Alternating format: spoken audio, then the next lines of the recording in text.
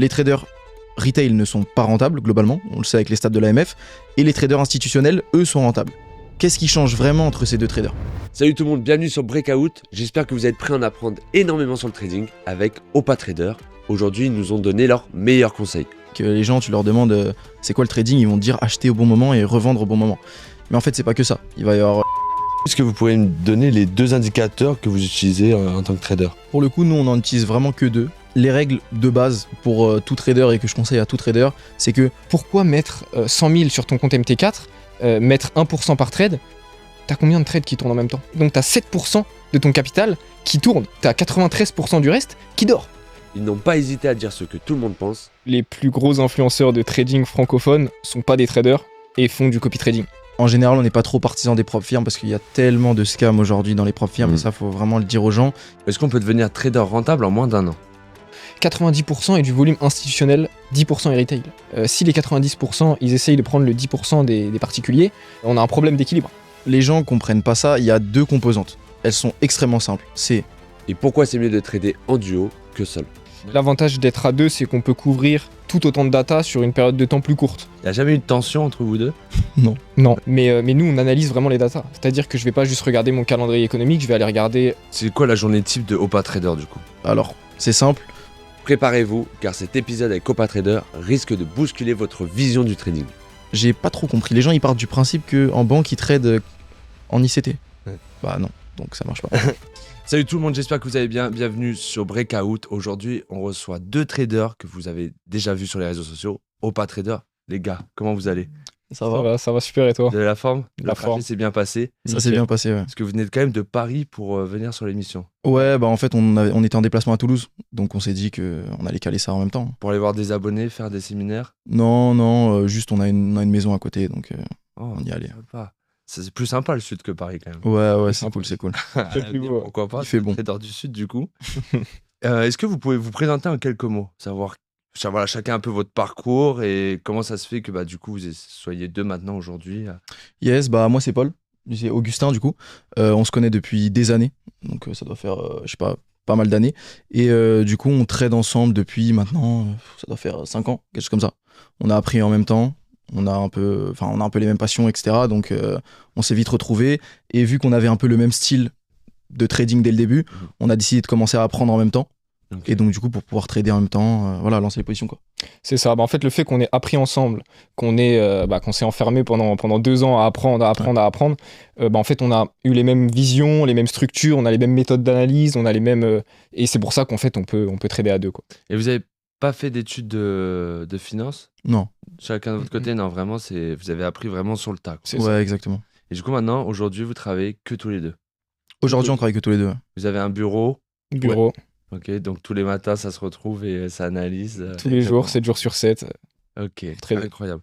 Et du coup, moi, la prochaine question, c'est surtout savoir, c'est quoi le déclic qui vous a dit, on va s'intéresser au marché financier, on va se lancer dans le trading ? On a un ami en commun qui lui était dans le trading, il est un peu plus vieux que nous et donc nous on était encore mineurs à l'époque et il nous a présenté un peu le trading de près ou de loin. Du coup on a commencé un peu à jouer, à acheter, à vendre, un peu comme tout le monde a commencé. On a un peu regardé les réseaux et on a compris que du coup c'était un milieu potentiellement où on pouvait faire de l'argent assez rapidement, facilement. Donc en fait on s'est un peu fait avoir comme tout le monde et du coup on a commencé, on s'est rendu compte que ça allait être compliqué mais finalement on s'est enfermé pendant 2 ans dans des petits bureaux, on s'est enfermé, on a fait que travailler et on s'est rendu compte que ça nécessitait vraiment beaucoup d'apprentissage, de pratique, etc. Et on s'est donné à fond et voilà. Ouais, voilà, en fait, on a compris qu'il y a beaucoup de gens qui disent combien d'années pour devenir rentable en trading, etc. Est-ce que c'est 3 ans, 4 ans, 2 ans ? En fait, ça dépend surtout de ton volume de travail. Tu vois. Exactement. Si tu as un volume de travail x4 de la personne à côté, tu vas potentiellement apprendre 4 fois plus vite, même s'il y a aussi beaucoup d'expérience. Mais encore une fois, l'expérience, tu la travailles aussi sur le tas. Donc pour le coup, ouais. Je suis complètement d'accord avec ça. En fait, souvent, je pense que vous avez reçu ce genre de questions, c'est ok, si je mets 100 euros, je peux avoir combien quand est-ce que je peux atteindre 1000 euros ? Il y en a, ils pensent qu'en une semaine c'est faisable, en 3 mois c'est faisable, mais en fait, comme tu dis, c'est vraiment la discipline et la quantité de travail. Ouais, c'est ça. Aujourd'hui, c'est ce qui prime pour moi, pour devenir un trader en tout cas rentable. Et du coup, pendant que vous avez appris pendant 2 ans, Pas d'études à côté. Vraiment, c'était focus que sur ça. Ouais, bah, on est en études sur le côté. Ok. Et moi, j'ai arrêté les études. Enfin, on a arrêté les études quand on a compris que ça pouvait marcher et que ça allait marcher. Donc, on a pris un risque. Mais en fait, nous, on a déjà un mindset un peu de winner, en fait. C'est-à-dire que nous, quand on fait un truc, on le fait à fond, on sait que ça va marcher. Et du coup, bah, on s'est dit, quand on l'a compris et qu'on l'a fait sérieusement, on s'est dit que bah, ça va prendre du temps. On sait pas exactement combien de temps, mais si on travaille beaucoup, ça va le faire. Et donc, c'est ce qu'on a fait. Et vous étiez rentable quand vous avez arrêté les études ou pas encore? Lui, non. Moi, après, j'ai arrêté les études un peu plus tard. Ok. Donc, du coup, ça commençait. Mais lui, il a carrément arrêté dès le début. Ouais, c'est ça. Là, t'as pris full risque. Moi, j'allais pas à l'école déjà à la base. Moi, j'étais en études, j'y allais une fois par mois, mais du coup, j'allais déjà pas. Donc, après, j'ai arrêté, je me suis focus à 100% dans le trading. Lui, comme il l'a dit, il l'a fait un peu en parallèle de ses études. Et dès qu'on a commencé à comprendre que c'était sérieux, bah, on s'y est mis à fond. Ouais. Et il n'y a jamais eu de problème parce que, quand même, quand on est déjà le trading, psychologiquement, ça pèse. En vrai, c'est très dur psychologiquement. Mais quand on est associé, c'est pas compliqué aussi. Il n'y a jamais eu de tension entre vous deux? Non. Hein? Bah, en fait, comme on t'a dit, c'est vraiment le fait que on est appris ensemble. On a tout fait ensemble, on a appris ensemble, on a suivi des formations ensemble, on a appris sur Internet ensemble les mêmes choses et on a tout mis en commun. C'est pas on a fait chacun de notre côté et ensuite on s'est regroupé avec chacun nos subtilités. Vu qu'on a vraiment exactement les mêmes méthodes d'analyse, ça n'a jamais posé problème. Exactement. Ouais, on a vraiment appris au même moment tout pareil. Donc, il y a jamais aujourd'hui, même maintenant, 99% du temps, quand je veux exécuter un trade, il veut exécuter exactement le même. Ouais, On n'a même pas besoin de se poser la question. Et les auditeurs, s'ils nous connaissent un peu, doivent le savoir aussi. Nous, on est aussi beaucoup axé sur l'analyse fondamentale. Donc, l'analyse fondamentale, il n'y a pas de hasard. C'est pas.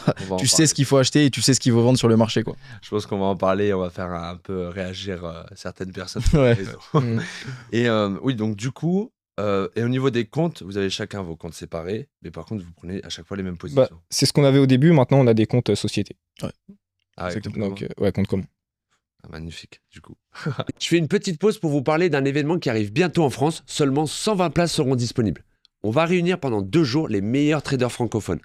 Conférences, table ronde et surtout une compétition de trading en live dans une vraie arène. Tu pourras t'y inscrire pour tenter de repartir avec un cash prize et te faire coacher par les meilleurs traders. Le but de cet événement, c'est que tu repartes avec un maximum de connaissances, de contacts et surtout des réponses en direct sur les questions que tu te poses tous les jours sur ton trading ou sur l'investissement. Les places ne sont pas encore disponibles, mais on a mis une liste d'attente où tu peux t'y inscrire avec le lien qui est dans la description. L'événement sera à Paris au mois de juin, on se voit là-bas et c'est parti, retournons dans l'émission. Alors, je vous propose un petit truc, d'accord, pour lancer un peu le débat. On va faire un vrai ou faux, Ok. d'accord? Donc, tu peux commencer à répondre, d'accord? Tu peux enchaîner. Et s'il y a, sur une question, vous voulez un peu débattre, il n'y a pas de souci. Dans tous les cas, on débattra après. Je reprendrai aussi tout le vrai ou faux. Ok. Ça marche? Alors, on peut être rentable avec du copier-coller en trading. Faux. Faux. J'adore la réaction. Est-ce que je peux trader sans avoir fait d'études? Ouais, vrai. Est-ce qu'on peut faire beaucoup d'argent en trading? Vrai. Bien sûr. Est-ce qu'on peut devenir trader rentable en moins d'1 an? Faux. Globalement. Faux. Faux. Faux. Est-ce que le marché du forex est le plus volatile? Faux. Est-ce que c'est le plus facile à trader? Avec l'analyse fondamentale, ouais. Ouais, vrai. Est-ce qu'on peut utiliser uniquement l'analyse technique pour trader? Selon moi, faux, ouais. Faux. Vrai, mais dans Ah, les mais- statistiques. Ah, Dans les d'accord. statistiques, c'est possible. Maintenant, en pratique, c'est un peu différent. Maintenant, si on parle purement mathématiquement parlant, oui, c'est possible. Après, beaucoup plus compliqué. Ok, on va en débattre. Est-ce qu'on peut utiliser... Alors, pardon, excusez-moi. Est-ce qu'un trader travaille 1 heure par jour? Faux. Faux, globalement. Faux. Est-ce que le trading peut ruiner ta vie personnelle? Ouais, vrai. Pour certains types de traders. Maintenant, je vais dire vrai, mais ça dépend vraiment du profil de personne. Ok. Là, j'en ai une, ça va un peu débattre, hein. Est-ce que le price action est mieux que l'ICT? Ouais, vrai. Largement. Vrai. Vrai. Là, je vous dis, ça va réagir sur la vidéo, c'est sûr et certain. La psychologie et la stratégie la plus importante en trading?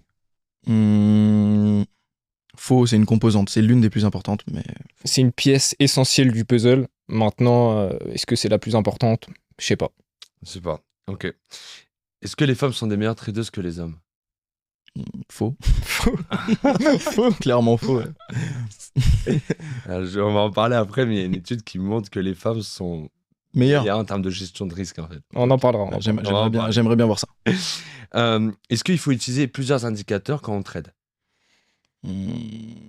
Indicateur chartiste? Ouais, ça peut être indicateur du RSI, du stochastique, pardon. Pas forcément, faux. Pas forcément. Ok. Faux.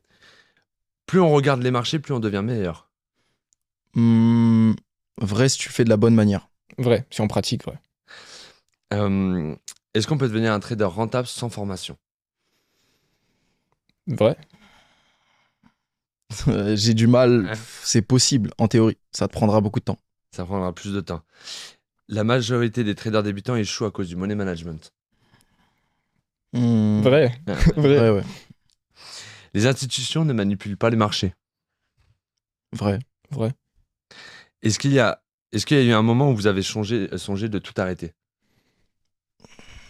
Faux. Faux. Faux? Ouais, faux. Ok, on va reprendre un peu du coup. Allez. Donc on peut pas être rentable avec du copier-coller en trading. Ouais. Pourquoi selon vous?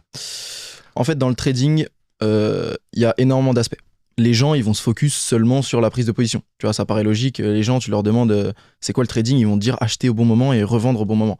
Mais en fait, c'est pas que ça. Il va y avoir la psychologie, le money management, le management du trade. Donc en fait, si tu prends juste le point d'entrée, le stop loss et le take profit, bah est-ce que tu peux être seulement rentable avec juste ça, sachant qu'en fait, il y a aussi la composante de la psychologie qui rentre en compte, le management qui rentre en compte, tout ça, le money management aussi qui rentre en compte. Compliqué, très très compliqué. Moi, j'aime bien aussi me baser sur ce que je vois. Et j'ai pas vraiment vu de groupe. Après, bon, j'ai pas fait l'entièreté des groupes de copy trading. Maintenant, dans l'idée, j'en ai jamais vu qui avait l'air vraiment cohérent, quoi. Mais pourquoi les gens sont autant attirés par du copier-coller? Parce que les plus gros influenceurs de trading francophones sont pas des traders et font du copy trading. Ouais. Et parce que c'est juste plus simple à vendre. Tu vends ça à quelqu'un, tu dis bon bah regarde, t'as juste à copier ce que je fais, Et tu t'as gagnes pas à de l'argent. apprendre, t'as pas à t'intéresser à la finance, t'as pas à t'intéresser à l'économie et tu vas gagner de l'argent. Oui, bon bah t'es sur le papier, c'est parfait. Hein. Ouais, est-ce que c'est pas, en fait, c'est pas la facilité. En fait, tout le monde, j'ai l'impression aujourd'hui, cherche la facilité. Ils veulent pas Exactement. travailler et se dire je veux gagner de l'argent sans presque rien faire. Et ça, C'est exactement ça. Ouais. C'est exactement ça. Mais ça, c'est partout. C'est partout. Qui se donne vraiment les moyens de réussir, que ce soit dans le trading ou dans n'importe quel business ou quoi que ce soit, tout le monde préfère la facilité. Et les gens qui se lancent dans le trading commencent tous par le copy trading. Et j'en suis l'un des premiers à avoir commencé le trading par le copy trading. Bien Bon, sûr. après, j'ai vite compris que c'était de la merde et que en tout cas, c'était pas pour moi. Parce qu'en fait, avec du copy trading, tu deviens pas trader. Quand tu veux être trader, c'est pas du copy trading. Ouais. Donc, ouais, voilà. Oui, puis de toute façon, moi j'ai toujours dit qu'un trader c'est un entrepreneur. C'est-à-dire Ouais. que un trader en vrai, il a une discipline à suivre, etc. Et il doit travailler et il doit attendre sur du long terme. Aujourd'hui, de toute façon, je pense que tout le monde connaît cette phrase. Le trading, c'est pas un sprint, c'est un marathon. Exactement. Et donc, de toute façon on le voit, hein, 90% selon l'AMF des traders particuliers perdent l'ensemble de leur capital en moins d'un an. Donc, je pense que ça explique tout.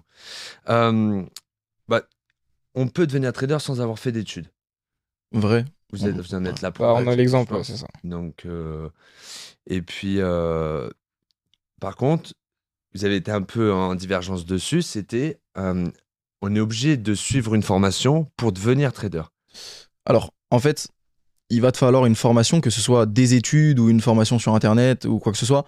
En tout cas, selon moi, devenir trader sans être formé spécifiquement pour le devenir, juste en trouvant des petits morceaux sur YouTube, etc., c'est très, très, très, très compliqué. Déjà que devenir trader, en soi, c'est extrêmement compliqué.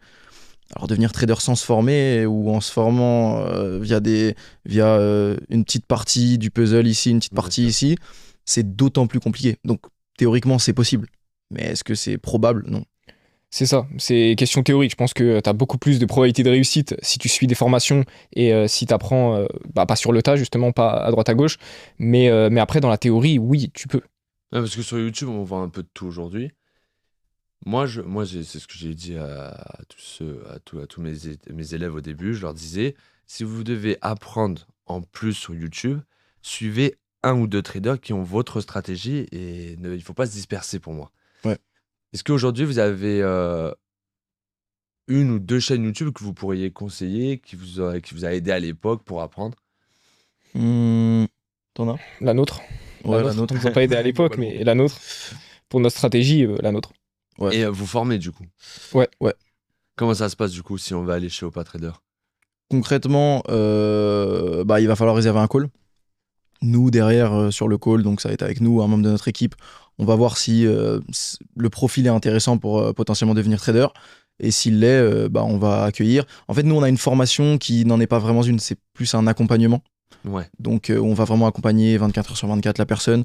On aime bien dire jusqu'à la rentabilité, avec des calls d'équipe et une formation après vidéo, parce que c'est super important et super intéressant de suivre. Bien sûr. Donc, de plus d'une, je sais pas combien de dizaines d'heures dedans, mais il y a pas Ouais, mal il y a de plus choses. de 50 heures, ouais.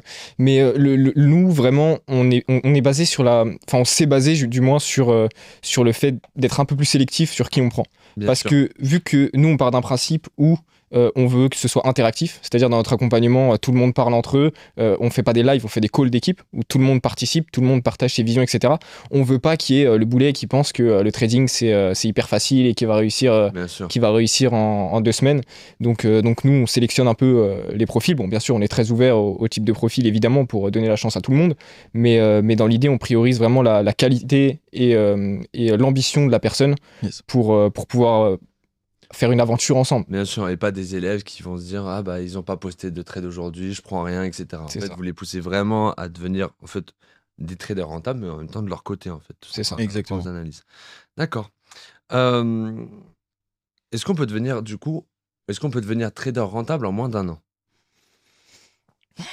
Moi, je pense que non. Non. Je pense que nous, pour la simple et bonne raison que nous, pendant 1 an, on s'est enfermé de 4h du matin à 21h, 22h le soir. Tout ça pendant plus d'1 an. Et on n'a pas réussi. Enfin, on n'a pas réussi en 1 an. On avait nos premiers résultats. Maintenant aussi, le mot rentable, c'est un mot fort. Parce que le mot rentable, c'est pas faire 1 mois en positif. C'est te prouver à toi-même que sur une plus longue période de temps, tu es capable de générer de l'argent. Mm. Et donc, c'est difficile de se dire sur 1 an, je suis rentable. Et après, théoriquement, ça pourrait être possible en fonction de comment tu es accompagné. Si moi, demain, je prends quelqu'un en one-one et qui vient avec moi pendant 1 an, tous les jours, il est avec moi au bureau, il fait exactement ce que je fais, je lui montre ce que je fais, possiblement. Maintenant, c'est pas le cas. Et je pense que du coup, pour en tout cas parler au maximum de gens possible, je pense que non, en 1 an, c'est plus compliqué que ça. Ouais, et aussi, il y a la rentabilité. Tout le monde part de la rentabilité comme si c'était un skills où une fois que tu l'avais, c'était impossible de le perdre.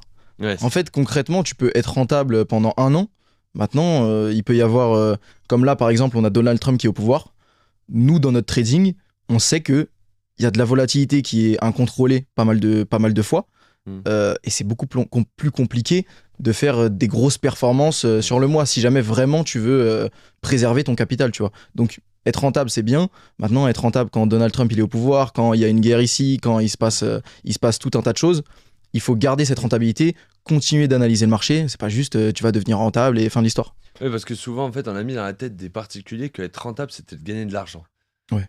Mais tu gagnes 100 €, tu es rentable. Exactement. Mais c'est pas ce qui va te permettre de vivre aujourd'hui de ton trading. Pour moi, comme vous avez dit, c'est vraiment sur le long terme. Si tu arrives à maintenir une performance, je dis des bêtises, mais au-dessus de 3%, 5%, etc., sur plus d'1 an, plus d'1 an et demi, 2 ans, là, tu es un vrai trader. Tu es rentable. C'est ça. Mais souvent, on se dit, vas-y, rentable, c'est gagner de l'argent. C'est ça. Aujourd'hui, il y en a beaucoup qui le sont. Mais et c'est comme plein de choses. Les gens essayent aussi d'arriver à la finalité sans prendre en compte toutes les étapes. Tout le monde pense rentabilité, alors qu'en fait, le but, c'est juste d'y aller pas à pas. C'est commence par te former, commence par commencer à trader. Tu sais que tu vas perdre. Ouvre un compte démo, trade et fais en sorte d'aller plus loin. Et une fois que tu auras un minimum d'expérience, que tu auras tradé pendant 1 ou 2 mois, là, tu pourras envisager d'être rentable. Mais si tu commences, t'as jamais fait d'analyse fondamentale, t'as jamais regardé un graphique, t'as jamais tradé en compte démo ou quoi que ce soit, t'as jamais tâté les marchés, tu me parles de rentabilité, chaque chose en son temps, quoi. Ouais, mais... C'est ça. Ouais, mais C'est clair. Non, mais je te rejoins largement là-dessus. Ah oui, et mais du coup, vu qu'on parle de rentabilité, il y a aussi donc des facteurs à prendre en compte. Parce qu'on entend souvent dire, oui, moi j'ai 90% de win rate, je suis meilleur que toi, t'en as que 50. Alors, Ouais. d'après vous, quelles sont les composantes à prendre pour définir une vraie rentabilité? Les gens comprennent pas ça. Il y a 2 composantes. Elles sont extrêmement simples. C'est ton risk to reward moyen sur tes gains et ton win rate. Si tu prends juste le win rate, on s'en fout. Si ton risk to reward c'est du 1 pour 1 et que tu as 45% de win rate, tu n'es pas rentable. Donc en fait, ça va vraiment dépendre. Nous, par exemple, on a un win rate qui est aux alentours des 40-45%. Il est inférieur à 50, ouais. Exactement, donc ça veut dire qu'on a plus de fois tort sur le marché qu'on a raison.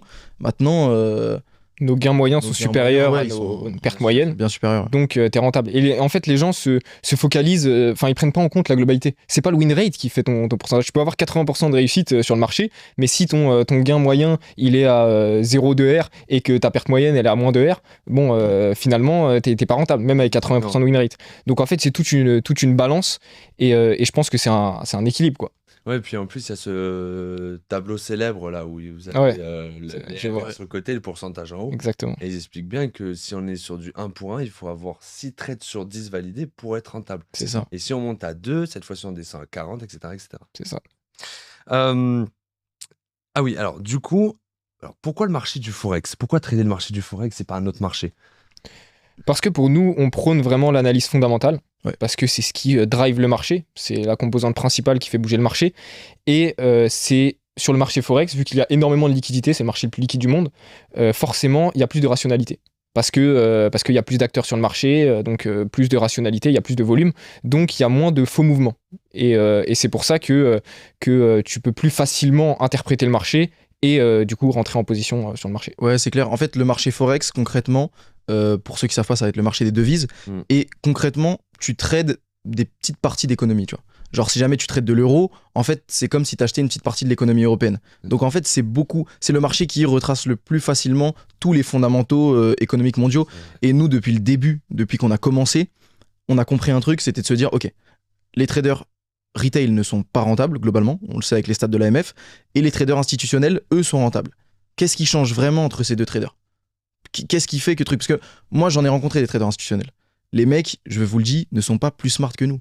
C'est des mecs lambda, ok, ils sortent d'école, de trucs, etc. Mais tu leur parles, au final, c'est des mecs lambda. Ouais. La vraie différence, c'est que eux, ils analysent l'économie. Ils prennent des positions basées sur des vrais facteurs qui vont influencer les marchés.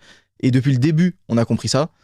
Et du coup, quand tu comprends ça, le marché FX, c'est théoriquement la chose la plus simple à trader, du coup. Et puis, moi, j'ai discuté aussi pas mal. On a eu un trader institutionnel, Lionel de chez Cosmen, Ouais. qui nous expliquait que c'était plus dur de devenir un trader retail rentable qu'un trader institutionnel. Bien sûr. Bien Il sûr. disait que quand ils sortaient par exemple, d'un poste à la Société Générale ou au Crédit Agricole, ils avaient tellement moins d'outils que ce qu'ils ont C'est là-bas. ça. Parce qu'ils ont quand même, à chaque fois, un trader là-bas, ça a quand même 1 ou 2 analystes financiers avec lui à côté. Quand il passe un ordre, c'est vérifié 2 fois avant que ça soit balancé sur le marché, etc. Il dit quand vous êtes retail, il dit vous n'avez pas accès à tous ces outils. Mais si vous ne faites pas l'effort d'aller le chercher, c'est là où vous allez avoir un défaut au bout d'un moment, il dit sur le long terme par rapport à la fonda, quoi. C'est ça, en fait, eux, ils ont plein d'outils. Donc, ils vont avoir des terminaux, comme tu as dit, ils ont des analystes financiers, des analystes économiques qui vont vraiment analyser pour eux. Donc, quand tu es trader retail, peut-être les gens s'en rendent peut-être pas compte, mais tu dois tout faire toi-même. C'est-à-dire que tu vas manager ton portefeuille, tu vas exécuter sur les marchés, tu vas analyser l'économie, tu vas analyser les graphiques, tu vas tout faire. Donc, du coup, c'est beaucoup plus compliqué d'être trader retail. Et même nous, on le voit, même en tant que trader retail rentable, quand tu cherches des informations, on sent qu'on n'a pas de Bloomberg Terminal, tu vois. Genre, on n'a pas un Bloomberg Terminal à 3000 balles par mois, c'est clair et net. Pour chercher les informations, faut aller les chercher. Et c'est pour ça que pour être un trader retail rentable, c'est assez complexe parce que même quand tu veux et tu sais quelle information aller chercher, faut savoir où aller la chercher et ça, il faut de l'expérience, quoi. Ouais, c'est de l'expérience. Moi, je dirais pas que c'est complexe parce que ce que je fais tous les jours, je trouve ça, je vais pas dire facile non plus, Mais c'est une passion. mais ouais, c'est ça, c'est une passion et je trouve pas ça compliqué. Tu vois, moi, je pense pas que demain que je vais perdre ma rentabilité ou quoi que ce soit, je vais pas perdre mes performances ou quoi que ce soit. Je pense juste que c'est l'acquérir. C'est un skill qui est pas compliqué à acquérir, mais juste ça prend du temps. Et c'est pour ça que personne veut le faire en fait. Personne ne veut prendre ce temps-là pour apprendre comment apprendre tout ce qui est aspect fondamental, etc. Même les analyses techniques. L'analyse technique, c'est pas juste placer 3 indicateurs sur son graphique. C'est bien plus complexe que ça. Et je pense que du coup, c'est vraiment tout ce qui est process qui est compliqué. Tout le monde nous dit, ouais, analyse fondamentale, c'est trop compliqué, ça va prendre du temps.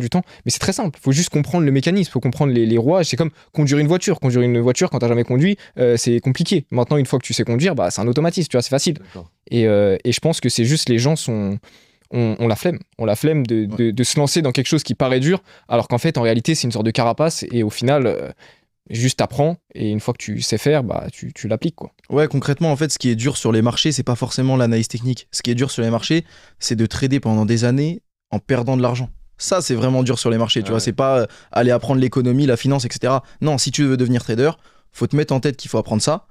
Et ça sera beaucoup plus simple de l'apprendre et de devenir rentable ensuite que de jamais l'avoir appris et de jamais devenir rentable. Ouais, c'est vrai. Et en parlant d'économie, il y a une vidéo que je vous conseille qui s'appelle La machine économique de Ray Dalio. Ouais, Elle est bien sûr. incroyable. Pour ceux qui commencent, regardez cette vidéo. Et même, je dirais que tout le monde, même Bah oui, vous êtes bien trader sûr. ou pas, vous devez la regarder. Vous devez comprendre comment une économie marche aujourd'hui. Ouais. Parce qu'aujourd'hui, quand on écoute des gens qui sont pas intéressés par la finance ou l'économie, ils vous disent oui, mais il faut aider plus de gens, il faut sortir des aides, il faut agrandir telle chose. On peut pas. Économiquement, Non, c'est mais c'est clair. impossible. Bah oui. Mais de toute façon, en France, il y a un gros problème d'éducation financière. Ah, mais Et énorme. comme tu dis, cette vidéo-là, tout le monde devrait la voir. Les gens ne savent pas ce qu'est l'inflation. Ouais. Ils comprennent pas l'inflation. Ouais. C'est un problème quand même. C'est un problème parce que c'est la base de ce qui fonctionne dans l'économie. Et pareil, quand ils manifestent pour des hausses de salaire, etc. Oui, moi aussi j'ai envie de manifester pour des hausses de salaire, ce que tu veux. Maintenant, quand tu es un minimum logique et tu as un peu du bon sens, Tu peux pas. bah, je t'augmente ton salaire si tu veux, mais c'est quoi? Tes prix vont augmenter. Donc Ouais. au final, c'est une question de balance. C'est ça. Et c'est ça le problème. Et on entendait des gens râler qui disaient oui, les taux sont trop hauts, on peut plus emprunter. Ah, mais Ah, mais si tu pourquoi baisses ils les sont taux. trop hauts? Ouais, il faudrait les baisser. Oui, mais on peut pas les baisser parce que si on les baisse, on met ça. encore plus le pays dans la crise. Bah ouais, exactement. Donc on parle beaucoup d'analyse fondamentale. Les top 3 de sites pour l'analyse fondamentale. Top 3 sites. Alors, on a Forex Live qui est devenu Investing Live, Exactement. là, il y a quelques jours. On a Financial Juice. Nous, ça, c'est une belle découverte. C'est un Scopes où tu vas vraiment retrouver toutes les news les plus ultra rapidement en fait. Dès que la news va sortir, tu vas la retrouver directement. Tu vas pas avoir d'analyse, etc. Mais si tu sais faire tes propres analyses, c'est good. Et je dirais Forex Factory, le calendrier classique. Hein. Classique. Même chose, on est d'accord. Ouais, je rajoute juste un site payant, malheureusement. Après, c'est pas très cher, mais Financial Source. Financial Source, c'est pour avoir les perspectives de taux d'intérêt des banques, tout ce qui est pricing de taux de marché, et tu as des calendriers un peu plus poussés. Et très compliqué de trader sans voir les perspectives de taux. C'est quelque chose qui est très important et c'est pas très cher. Et je conseille vraiment à ceux qui s'investissent vraiment dans le trading d'investir sur ça, parce que c'est un investissement, c'est pas une dépense, c'est un investissement. Bien sûr. Vous avez jamais utilisé Prime Market Terminal? Bah, si, on l'a utilisé pendant un certain temps. Maintenant, bon, déjà, nous, à l'époque, le site était un peu bancal quand on l'utilisait. Ouais, Bon, peut-être il a sans doute été update depuis, mais nous, il y avait beaucoup de lag, etc. Ça nous a saoulés. Et ensuite, en fait, quand il y avait des bugs, etc., on a trouvé des alternatives à moindre coût. Et au final, on a pris nos habitudes. En fait, ce que tu as sur ce terminal-là, c'est très bien. Il y a beaucoup d'infos qu'il faut, mais techniquement, tu peux trouver toutes ces infos-là ailleurs, gratuitement ou à moindre coût. Donc c'est très bien pour ceux qui ont les moyens et ceux qui ont envie.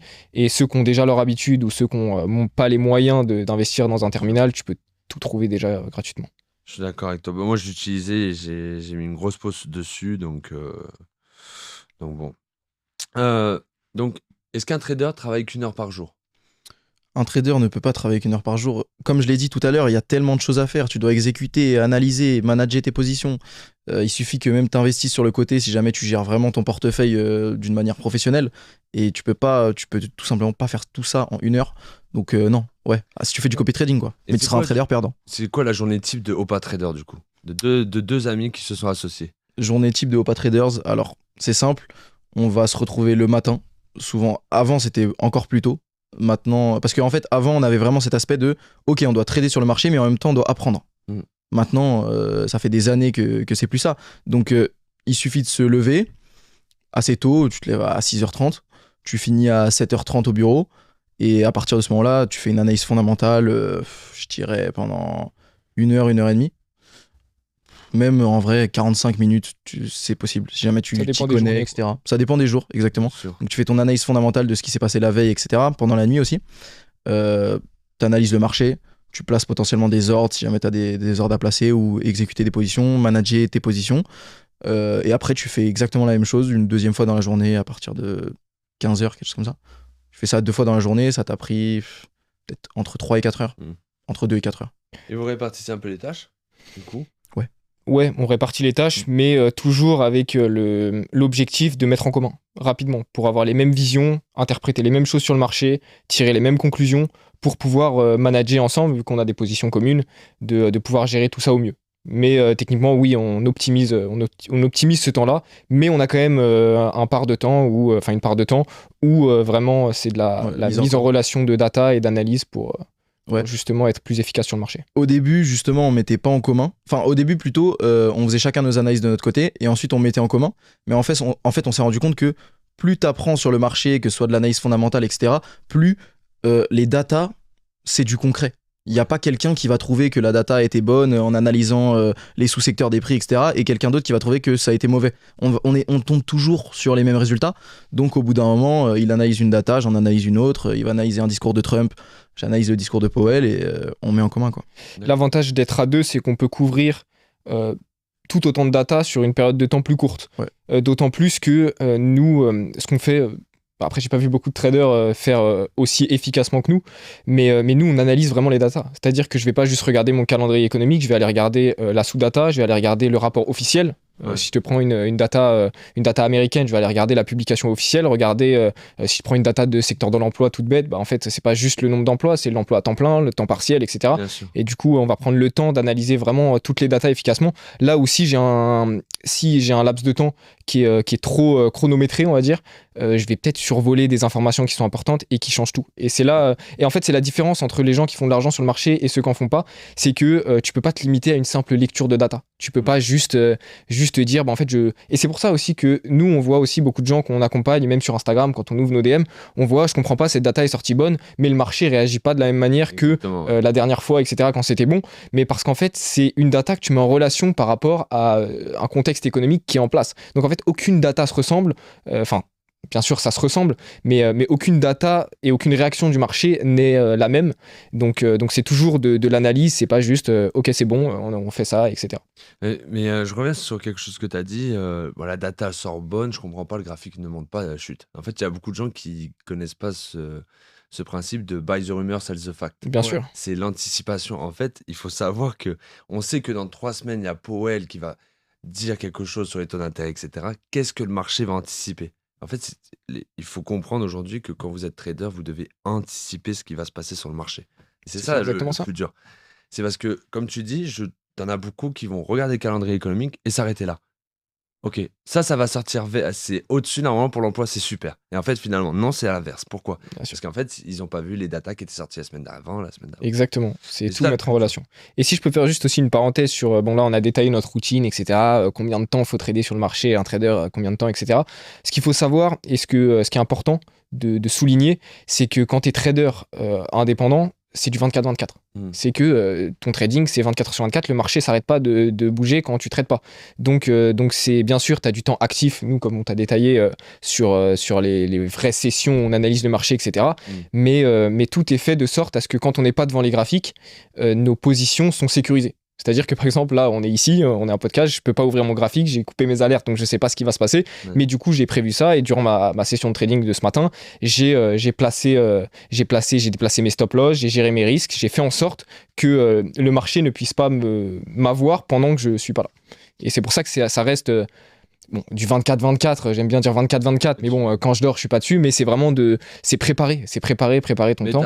Je suis d'accord avec toi, t'as pas tort, parce qu'en vrai, c'est du 24-24, parce que tu sais que si pendant la session asiatique, t'as un discours de la BOJ qui va se faire, dans ta tête, même quand tu dors, tu sais qu'à 4h matin, il va se passer ça. Et si tu as une position, que ce soit sur EuroJPY, USDJPY, tu sais qu'il va y avoir un peu de volatilité qui va se passer. Exactement. Ouais. C'est pour ça aussi que j'ai parlé d'anticipation. J'ai parlé d'anticipation en disant que il faut prévoir les moments où tu ne seras pas actif sur le marché, mais il y a des moments où on n'a pas besoin de le faire parce que je sais que je serai peut-être en train de faire quelque chose, mais j'ai mon téléphone, j'ai mes alertes qui se déclenchent, et donc à 23h le soir, je sais pas, je regarde un film ou un truc comme ça, j'ai une alerte qui pop, je peux réagir. Pourtant, je suis pas dans ma session de trading, donc il y a cet aspect d'anticipation quand tu sais que tu pourras être totalement inactif comme la nuit, ou la nuit avant de se coucher, il faut forcément faire en sorte de ne pas pouvoir te faire avoir sur le marché. Et il y a les périodes un peu plus creuses où justement tu peux réagir en fonction de ce qui va se passer. Et on parle d'alerte, etc. Qu'est-ce que vous pensez des traders qui vendent le trading depuis le téléphone? Wow. Ça, c'est compliqué. Hein. Parce que compliqué. On est d'accord que pour moi, pour analyser, le téléphone, c'est un plus dans le sens où quand vous dites vous êtes en déplacement, on peut gérer ses stop-loss, etc. C'est ça. Mais pour moi, il faut un vrai setup pour analyser. Bien sûr. En fait, tu regardes juste la probabilité que tu sois rentable en tant que trader retail, elle est de 2%, 3%, peut-être 5%. Maintenant, rajoute le fait que tu as un téléphone. Donc oui, c'est théoriquement possible, mais en fait, factuellement, non. Genre, t'as vraiment 0,01% de chance d'être rentable avec juste ton téléphone. Tout est question de théorie et de pratique. C'est comme l'analyse technique. Être rentable juste avec l'analyse technique, théoriquement, c'est possible. C'est des maths, c'est théoriquement, dans la théorie, c'est possible. Maintenant, dans la pratique, c'est un peu différent. Et là, c'est exactement pareil. Théoriquement, je peux faire des analyses, je peux aller sur Internet, sur mon téléphone, je peux être efficace. Maintenant, dans la pratique, je connais pas un seul trader qui est rentable juste sur son téléphone. Ouais, on est d'accord. Parce qu'on voit beaucoup ça de oui, t'as pas besoin d'avoir un ordinateur, juste depuis ton téléphone, tu peux faire ça, ça, ça. Non, ça c'est complètement faux. Ouais. Le téléphone, c'est juste un accessoire supplémentaire, juste pour gérer au cas où, si on part en rendez-vous, en voyage, etc. Juste on déplace le stop loss, on sait à quel niveau on le met, voilà, tout simplement. Exactement. Et je fais pas d'analyse sur mon téléphone. J'analyse pas. Donc on a beaucoup parlé de psycho, etc. tout à l'heure. Déjà, est-ce que la psychologie, c'est est-ce que la psychologie, c'est le point le plus important selon vous en trading? Bah, en fait, il n'y a pas qu'un seul point important, donc ça serait compliqué de dire que c'est le point le plus important. Mais ouais, c'est clairement l'un des points les plus importants. Dans les points les plus importants, je dirais qu'il y a l'analyse, la psychologie et le management. Les gens, tout le monde se concentre juste sur l'analyse. Tout le monde se dit, ok, à partir du moment où je serai un bon analyste, je gagnerai de l'argent en trading. Mais il faut aussi fixer la psychologie et le management. Donc ouais, psychologie, très très important. Et aussi cette part d'analyse fondamentale dans le trading, elle est aussi arrivée très vite pour aussi fixer cette partie psychologique qu'on avait. C'est-à-dire que on était seulement à la base sur du trading technique, c'était pendant un très court laps de temps, mais au début, on tradait en technique, on prenait des stop-loss et on comprenait pas pourquoi ça marchait pas, tu vois. On prenait des stop-loss et en fait, l'analyse technique était bonne, donc on se disait juste, bon bah ok, c'est les probabilités. Alors que maintenant, avec l'analyse fondamentale, tu prends ton stop, tu sais exactement ce qui s'est passé, tu prends ton take profit, tu sais exactement ce qui s'est passé, et c'est beaucoup plus simple psychologiquement à gérer quand tu sais vraiment ce qui s'est passé, tout simplement. Et vous avez des règles spécifiques que vous utilisez dans votre money management ou pas? Ouais, bah alors, les règles de base pour tout trader et que je conseille à tout trader, c'est que sur tes séries de pertes, ou en tout cas sur tes... si jamais ton compte va vraiment drop, et bah tu vas abaisser tes risques, et quand ton compte va augmenter, tu vas augmenter tes risques. Plus tu vas augmenter tes risques quand tes comptes vont augmenter, plus ton management il va être agressif, et moins tu vas le faire, moins il va être agressif, et en fait c'est une question de balance, quoi. Il y a un ratio par exemple spécifique où vous dites, ok, moi je rentre en position que si j'ai un risque-reward minimum de 2 ou de 3. Ouais. Ça va être combien à peu près? Nous, ça va être 3, 3.5, je dirais. Ouais, on n'a pas vraiment sur le papier écrit quelque chose de très précis. Ouais. Ça dépend aussi du contexte, Bien sûr. de la vision, etc. Maintenant, c'est quasi jamais en dessous de 1 pour 3, quoi. 1 pour 3.5. En moyenne, vos trades durent combien de temps? Vous savez à peu près? Alors, c'est ça qui est aussi intéressant sur du swing, c'est que ça peut être très rapide comme très, très lent. Donc, ça va dépendre. Franchement, ça peut être... on a déjà hold des trades pendant 1 mois et demi. Ouais. 1 mois et demi, ouais. Mais on a déjà aussi été exécuté sur 2 heures. 2 heures, ouais. Donc ouais, ça a vraiment changé. Et après aussi en swing, il y a vraiment les time frames qui vont énormément changer. Quand tu es en scalping, tu peux trader sur du 1 minute ou 5 minutes. Ouais. C'est 5 fois plus seulement. Alors que quand tu es en swing, tu peux trader sur du 30 minutes, mais aussi sur du 12 heures, 8 heures. Ouais. Donc pour le coup, ça fait x16 directement. Mais après, en termes de moyenne, je dirais quand même que quelques jours. Ouais. C'est déjà entre... Une semaine, entre je pense. Ouais, une semaine. Une semaine, je pense, c'est une bonne moyenne. Et c'est l'unité de temps sur laquelle vous rentrez. C'est Ouais. beaucoup du 4 heures. Beaucoup, ouais. Et beaucoup du 2 heures. Ouais. 2 heures. En fait, au fil du temps, ça s'est un peu décalé. Au début, Ouais. c'était beaucoup du 30 minutes, 1 heure. Et en fait, quand tu prends de l'expérience, t'analyses plus en profondeur les marchés, tu peux plus facilement être sélectif sur tes trades. Et notamment sur des horizons de temps plus... En fait, t'as un éventail plus petit, forcément, quand t'as des horizons de temps plus élevés. Donc plus sur du 4 heures. Exactement. 4 heures. Et aussi, quand on parlait de psychologie tout à l'heure, au début, quand tu commences, t'as vite envie de trader sur du scalping, du 5 minutes, du 10 minutes.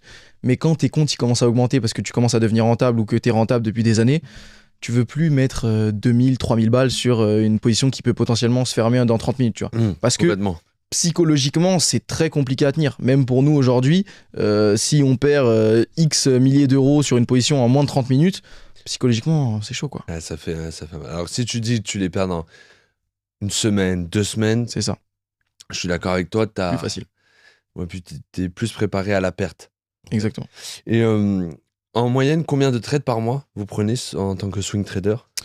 Ça baisse encore une fois continuellement. Plus nos comptes vont augmenter, moins on va s'exposer sur le marché et plus on va être d'autant plus sélectif, genre Bien vraiment sûr. absolument plus sélectif.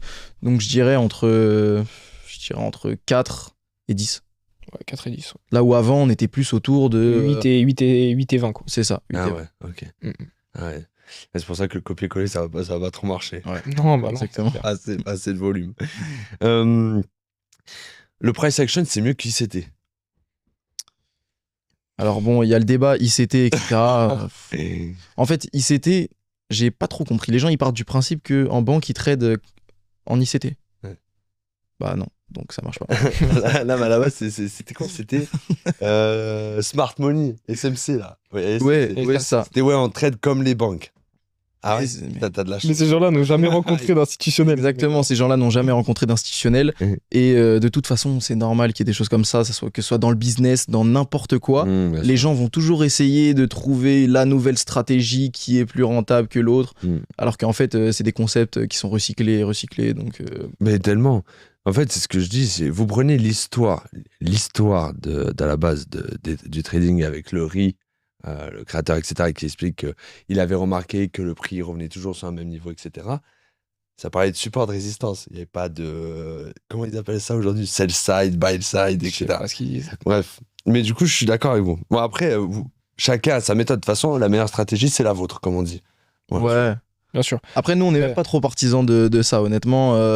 Les gens qui disent que tu peux être rentable avec n'importe quelle stratégie, nous, on n'est pas trop partisans de ça. Je pense que Non. ta stratégie doit te donner un edge sur le marché. Et Bien sûr. toutes les stratégies ne donnent pas un edge sur le marché. Donc, Oui, je suis d'accord. trader avec sa stratégie, oui, quand c'est une bonne stratégie. Quand c'est rentable. Quand c'est c'est rentable. rentable. Exactement. Mais une vraie rentabilité, hein. Pas 10 euros pas 10 euros par mois. Exactement. Alors, vous utilisez des indicateurs quand vous tradez? Techniquement? Quelques-uns, ouais. Quelques-uns, ouais. Ouais. Du coup, est-ce que vous pourriez me donner les 2 indicateurs que vous utilisez en tant que trader? Pour le coup, nous, on n'en utilise vraiment que 2. Donc, on va être sur le RSI et les moyennes mobiles. Un classique. Simple et efficace. Moyenne mobile 50-100? 52. 50-200, ouais. 50-200. Mm. Ok. Ouais. Ah, c'est marrant. Moi, je suis full sur la 100. Ok, ouais, la 100. Ok, bah, ouais, nous, 50-200, C'est marrant parce que en fait, je pense que c'est selon la vision que tu as. Ouais. Moi, je sais moi, je trouvais qu'elle me donnait trop de faux signaux. Mais après, c'est pareil, c'est chacun sa visibilité. Mais moi, j'ai l'impression que la 50 me donnait trop de faux signaux à chaque fois. Tac. On a parlé un peu de tout. Ah oui, j'aimerais revenir sur un débat parce qu'on en entend beaucoup parler. Souvent, vous avez parlé tout à l'heure, la data sort bonne, ça va dans l'autre sens. On entend beaucoup de traders qui disent les institutions manipulent les marchés. Mhm. Est-ce vrai, est-ce faux, selon vous? Alors, Quoi faire? ouais, déjà, d'une, Pourquoi faire pourquoi faire Le volume retail sur les FX, il représente moins de 10%, je crois, quelque chose comme ça. Et ensuite, oui, on a déjà eu des cas d'institutions qui ont manipulé le marché, ça a été avéré, ça a été jugé. On parle de tics, on parle vraiment de tics sur quelques annonces économiques. On parle pas du tout d'influencer le marché sur énormément de temps. Et ça a été avéré 2-3 fois dans l'histoire, je crois. C'était des traders aux États-Unis, si je me rappelle bien. Ouais. Et franchement, c'était que dalle. C'était juste parce que les mecs, ils avaient l'info avant tout le monde. Et ça, pour le coup, c'est possible. Le fait que les institutions aient l'information, la data un peu avant, Bien sûr. ça, c'est fort probable. Maintenant, est-ce qu'on parle de manipulation pour aller chercher de la liquidité ou quoi que ce soit? Absolument pas. Et encore moins de la liquidité retail. Je suis d'accord. Et surtout que les banques centrales en elles-mêmes, quand elles annoncent qu'elles veulent manipuler le marché, elles n'y arrivent pas. Donc, C'est clair. Donc, C'est clair, ouais, tu regardes par exemple la Swiss National Bank il y a pas longtemps qui parle de vendre du franc suisse ou d'acheter du franc suisse. Sur le marché, ça se répercute la plupart du temps, mais certaines fois, même les banques elles-mêmes, les banques centrales n'y arrivent pas. Donc ça va pas être la petite banque. Oui, je suis d'accord parce que tu as tous les fonds d'investissement, etc., qui anticipent déjà le truc et qui en fait balancent à ce moment-là qu'il y a des gros ordres sur le marché. Exactement. Et en plus de ça, aussi, il faut bien prendre en compte, quand on parle des institutionnels, souvent sur Internet, on se dit les institutionnels, ils sont tous ensemble. Absolument pas. Il y a plein de banques, même ne serait-ce que Crédit Agricole, tu regardes sur le Forex alors que c'est une énorme banque, c'est quoi sa part de volume? À quel moment elle va pouvoir manipuler le marché? Et si elle manipule le marché, c'est-à-dire qu'elle va manipuler le marché pas contre les retail. Elle va manipuler le marché sur les petits hedge funds, etc. C'est ça. Ça aurait pas vraiment de sens. Oui, et puis en plus, ce que je disais, c'est que les rapports de banque sont souvent en ligne, on peut en trouver, et on voit leurs résultats. Et il y a marqué que, en fait, c'est ce que je dis, il y a certaines banques qui vont gagner sur un actif, pendant qu'il y en a d'autres en face qui vont perdre. Exactement. Donc elles sont pas toutes ensemble, en fait. C'est tout simplement l'argent de Crédit Agricole, quand ils gagnent, ils prennent l'argent par exemple, de la Société Générale, qui eux ont shorté à l'inverse, par exemple. Mais parce que comme tu as essayé de l'expliquer, il y a 90% du volume, enfin je vais me baser sur le marché Forex parce que c'est celui qu'on connaît particulièrement, 90% est du volume institutionnel, 10% est retail. Si les 90% ils essayent de prendre le 10% des particuliers, on a un problème d'équilibre. C'est un jeu à somme nulle. Donc c'est pas possible. C'est pas possible. Elles se battent entre elles, les banques. Donc il n'y a pas les banques, les institutionnels contre les retail, étant donné qu'il y a beaucoup plus d'institutions en termes de volume, bien sûr. J'entendais dire qu'il y avait je pense que vous avez plein de conneries sur Internet où ils disaient oui, les institutionnels voient les SL des retail. Mais non. C'est complètement con. Je pense qu'au bout d'un moment, non. Mais les traders qui traitent ça, c'est les traders qui ont en plus de ça, globalement, très très très généralement, les SL les plus bas. Genre, ils ont 100 balles sur leur SL et ils pensent que le Crédit Agricole va essayer d'aller chercher son SL à 100 balles. Ah ouais. Ça n'a aucun sens, ça n'a aucun sens. Et il suffit aussi de regarder, excuse-moi, Vas-y. de regarder, moi ça m'arrive sur mes graphiques, sur certaines paires ou sur certains actifs qui sont beaucoup suivis par les institutions, de mettre leurs prévisions sur des années. Et on voit que parfois tu as Barclays qui prévoit une hausse de tant de pourcentage et tu vois Crédit Agricole qui prévoit l'exact inverse. Donc il n'y a pas de consensus sur les banques. Bien Donc, sûr. à partir du moment où il n'y a pas de consensus entre les banques elles-mêmes, c'est qu'elles ne sont pas ensemble en fait. Non, mais complètement. Mais bon, je pense qu'aujourd'hui, beaucoup de particuliers vont pas faire cette recherche-là. Ils vont écouter ce qu'ils voient sur les réseaux. Et le problème, c'est qu'aujourd'hui, en termes d'information sur les réseaux, t'as Tout et n'importe quoi. Ouais, t'as tout. Et surtout beaucoup de conneries. Exactement. Donc, bon. C'est clair. Mais bon, le podcast, il est là exprès pour rétablir un peu la vérité. Et de toute façon, moi, je suis plus partisan d'essayer d'aller chercher à convertir les gens vers du contenu plus sain, etc. Je pars du principe que les gens qui sont suffisamment smart pour comprendre ce qu'est le vrai trading, c'est ceux qui réussiront en trading, et tous les autres, ce sera leur problème. Exactement. Et ils passeront à autre chose. Pour finir, avant qu'on passe à la suite, on a beaucoup parlé d'analyse fondamentale. En fait, vous allez me dire si vous êtes d'accord. Pour moi, l'analyse fondamentale, que vous soyez trader ou pas, ça va vous servir pour tous vos placements et investissements à l'avenir. Et en fait, aujourd'hui, il y en a qui disent oui, mais je suis trader, je suis rentable, mon analyse fondamentale, elle ne sert à rien. Si, elle sert à quelque chose. Parce que quand tu vas vouloir investir dans l'immobilier, quand est-ce qu'il va falloir investir dans l'immobilier? Quand est-ce qu'il va falloir investir dans telle action? Quand est-ce qu'il va falloir investir dans une obligation? Et en fait, aujourd'hui, la plupart des traders pensent que l'analyse fondamentale, c'est juste pour le trading. Exactement. Alors que ça regroupe pour toute l'économie à côté. C'est clair, en fait, aussi quand tu commences à trader de manière un peu plus professionnelle, tu vas pas juste avoir 100% de ton net worth sur le trading. Tu vas aussi avoir, comme tu as dit, des obligations dans ton portefeuille, du S&P 500, du Nasdaq. Et dans ces moments-là, l'analyse fondamentale, c'est super intéressant. C'est super intéressant de savoir quand justement acheter des obligations d'État américaines parce que tu sais qu'ils vont abaisser leur taux, ou quand justement ne pas les acheter parce que tu sais que potentiellement elles vont prendre de la valeur et du coup moins de rendement. Donc c'est la base, quoi. Et du coup, pour finir sur ça, est-ce que plus tard, vous voyez toujours trader dans 10 ans ou plutôt investisseur? Mais on est déjà tout autant investisseur que trader. On investit même sans doute, on a plus de liquidité en investissement qu'en trading. Parce que c'est ce qui me paraît logique dans une carrière, dans la finance. Mais je pense qu'on va pas arrêter le trading de sitôt parce que ça rapporte. C'est des rendements qui sont bien plus conséquents que l'investissement, du moins sur nos dernières années de track record. Bien sûr. Et bien sûr, ça comporte aussi plus de risques. Donc forcément, ton rendement, il est corrélé à ton risque. Et c'est pour ça que c'est une seule part de notre capital. Et l'investissement, c'est ce qui crée ta fortune, en fait. C'est ce qui crée ta fortune. Et c'est pour ça qu'on se diversifie au maximum. Mais évidemment que l'investissement, ce sera tout au long de notre vie. Et le trading, pour le moment, c'est parti pour une longue période. Pour durer, ouais. Et aussi, souvent, on crée un peu le débat sur Internet quand on dit que, justement, parler de pourcentage en trading aussi, certaines fois, ça peut être trompeur. Parce que nous, concrètement, on met énormément de pourcents de notre compte pur MT4 par trade. Parce que sur le côté, on a la liquidité qui, s'il faut réinjecter, on réinjectera. Ouais, mais en fait, cette liquidité-là, on va pas la laisser dormir sur un compte. Par exemple, on va pas mettre 100 000 balles sur MT4, sachant que on va trader seulement avec 20, 30 000 balles. Ouais, Autant trader juste avec 20, 30 000 balles, et le restant, on va tout simplement l'investir. On va pas laisser 95% de notre compte dormir. Je suis d'accord. Donc pour le coup, le trading est une part plus importante que nos investissements, enfin est une part moins importante du coup que nos investissements dans notre portefeuille. Ça veut pas dire qu'en termes de PNL, on n'est pas au-dessus en trading tous les mois. Bien sûr. Mais ouais, c'est intéressant ce que tu as dit parce qu'on en a parlé, nous, dans un des podcasts sur notre chaîne. Et ça a beaucoup fait débat parce qu'on a dit que mettre 1% par trade, c'était ridicule. Bon, après, c'était un peu pour jouer un peu avec Pour dire un peu. mais techniquement, c'est exactement ce qu'on dit. C'est si tu as 100 000, je vais donner un exemple tout bête, si tu as 100 000 euros à investir en trading, pourquoi mettre 100 000 sur ton compte MT4, mettre 1% par trade? T'as combien de trades qui tournent en même temps? Maximum. Allez, maximum 5, 6, allez, 7 à tout casser. Ouais. T'as 7% de ton capital qui tourne. Et du coup, t'as 93% du reste qui dort. Ouais. Et donc, nous, ce qu'on fait, c'est qu'on met des pourcentages beaucoup plus importants.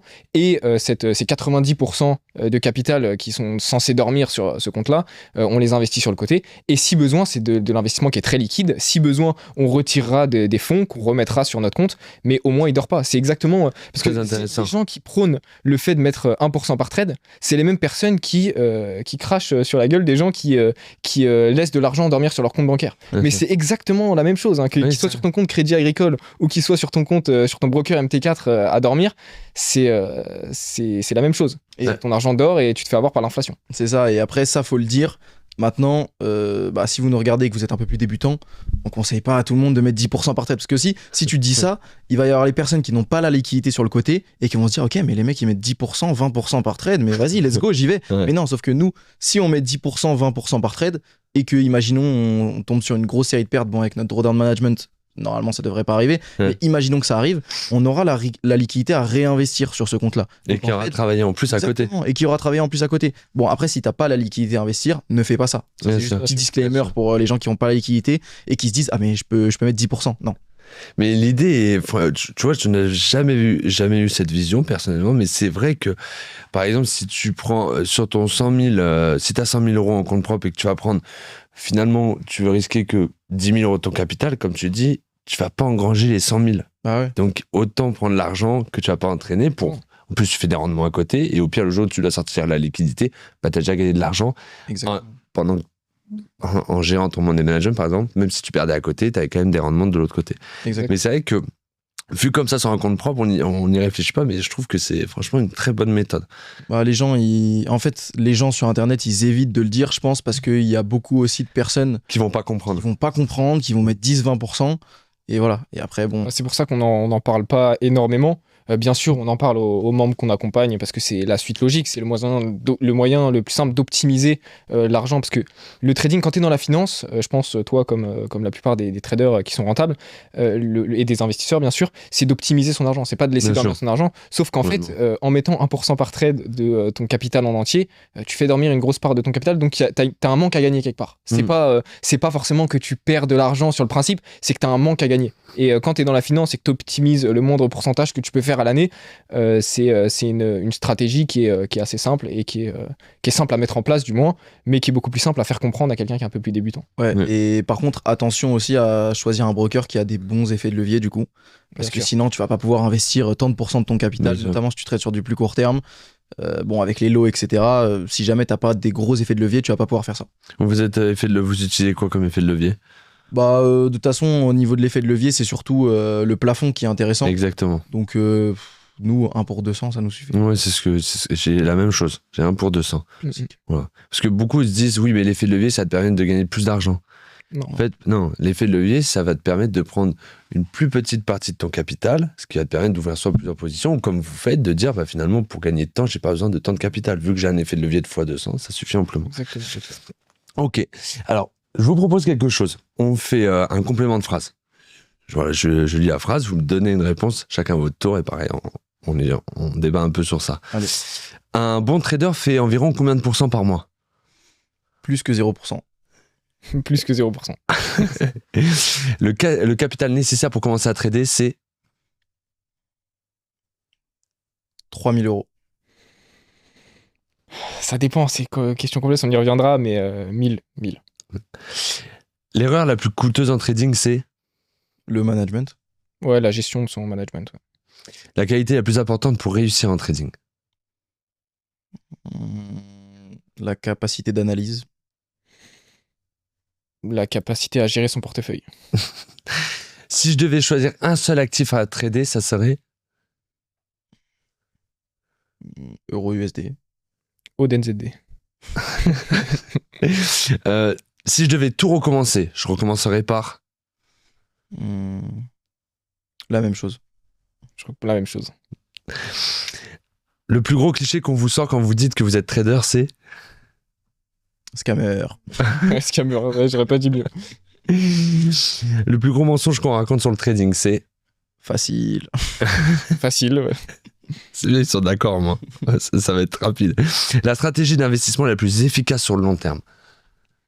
DCA, S&P. DCA, S&P. DCA. DCA tout court. Le meilleur site pour faire de l'analyse technique. TradingView. TradingView, la classique. Sick. Le meilleur conseil qu'on m'ait donné, c'est Fais du DCA. C'est une bonne question, on m'en a donné plein. C'est pas un conseil, mais c'est apprendre à gérer son portefeuille. apprendre à gérer son portefeuille.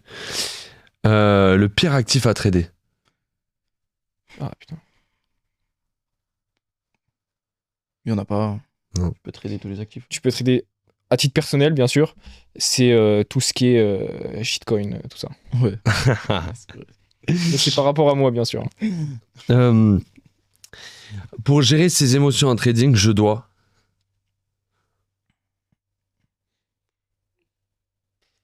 Je dois faire du sport. Ouais, il y a beaucoup qui disaient ça, tu vois. Bien sûr. Ouais. Faire du sport, Méditer. méditer. Le prochain ATH du S&P 500. C'est maintenant. C'est pas le cas. Très bien. Les 3 actifs à avoir dans son portefeuille. S&P 500. S&P, Obligation d'État. Et et, Bitcoin. Bitcoin. Ouais. Allez, Bitcoin. Ah, ça va faire plaisir à ceux qui aiment la crypto. Ah, du coup, vu que le Bitcoin est un peu redescendu, prochain ATH du Bitcoin. 150. Ah. 200. Je pense qu'on peut aller chercher les 200. Ouais. 200. 200 ouais. Est-ce que vous pensez que le Bitcoin, il vaudra plus d'1 million de dollars un jour? Faudrait calculer. J'avoue, Avec la market cap, ouais. Ouais, faudrait calculer. Mais je pense que c'est faisable. Faisable. Ouais. Mon prochain objectif en trading, c'est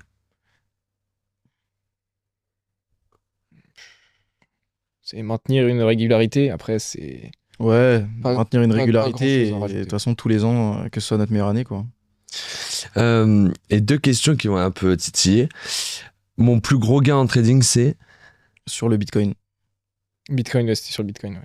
Et on dit pas le montant du coup. On dit pas le montant. On dit pas le montant. Non, pas partisan de dire le montant. Et ma plus grosse perte en trading, Peut-être. Chaque perte est censée être la même, donc il n'y a pas de plus grosse perte. il n'y a pas de plus grosse perte. On peut avoir une série de pertes. On peut être un drawdown de. Ah, on voit, c'est bien, on voit le sérieux chez les vrais traders rentables. On peut en discuter après. Hein, s'il faut. Alors du coup, un bon trader fait environ combien de pourcents par mois? Vous avez dit plus de 0%. Souvent, on dit entre 3 et 10%, on estime que tu as une bonne rentabilité. Est-ce que vous êtes d'accord avec ça? Bah, déjà, moi, la parenthèse que je veux dire, c'est qu'il y a trader retail et trader institutionnel. Bien sûr. Et dans trader retail, il y a un éventail de traders qui n'ont rien à voir. Il y a ceux qui ont d'énormes capitaux, ceux qui ont moyennement des capitaux et ceux qui n'ont pas beaucoup de capitaux. Et je pense que faire 1% par mois, ça me paraît pas énorme pour monsieur tout le monde de trader particulier. Maintenant, quelqu'un qui a 1 milliard sur son compte, bah 1%, c'est déjà plus que 100% d'un trader particulier. Bien sûr, complètement. Donc tout est question de balance. Donc c'est pour ça que je réponds au-dessus de 0%. Mais après, entre 3 et 10, tu m'as dit? Ouais, entre 3 et 10, c'est ce qu'on Ouais, entend souvent. entre 3 et 10 pour un trader moyen, c'est bien. C'est cohérent. Après, tout va dépendre du risque. Tout va dépendre du risque. Si tu prends 20% de ton compte en risque que tu descends en PNL à moins 10% et que tu finis le mois à plus 5, t'es un très mauvais trader. Ouais, ça. Donc tout va dépendre du risque en fait. Nous on aime plus parler en termes de risk to reward. C'est plus simple, profit factor, tu parles comme tu veux, Bien sûr. mais juste en termes de pourcentage, si tu mets 2% par trade, bah faire 10% c'est un bon mois. Si tu mets 10% par trade, faire 10% c'est pas forcément un bon mois. Oui. C'est pour ça qu'il y a beaucoup de gens qui nous demandent vos performances en pourcentage, etc. Mais on parle jamais en pourcentage parce qu'un pourcentage ne veut rien dire. C'est comme une somme d'argent. Une somme, ça veut rien dire. C'est dérisoire, comme un pourcentage. Dans le sens où quelqu'un qui met 5% de son capital par trade, ça veut pas dire qu'il est bon. Ça veut pas dire qu'il a fait beaucoup de performances et qu'il a passé 50 trades de positifs, tu vois.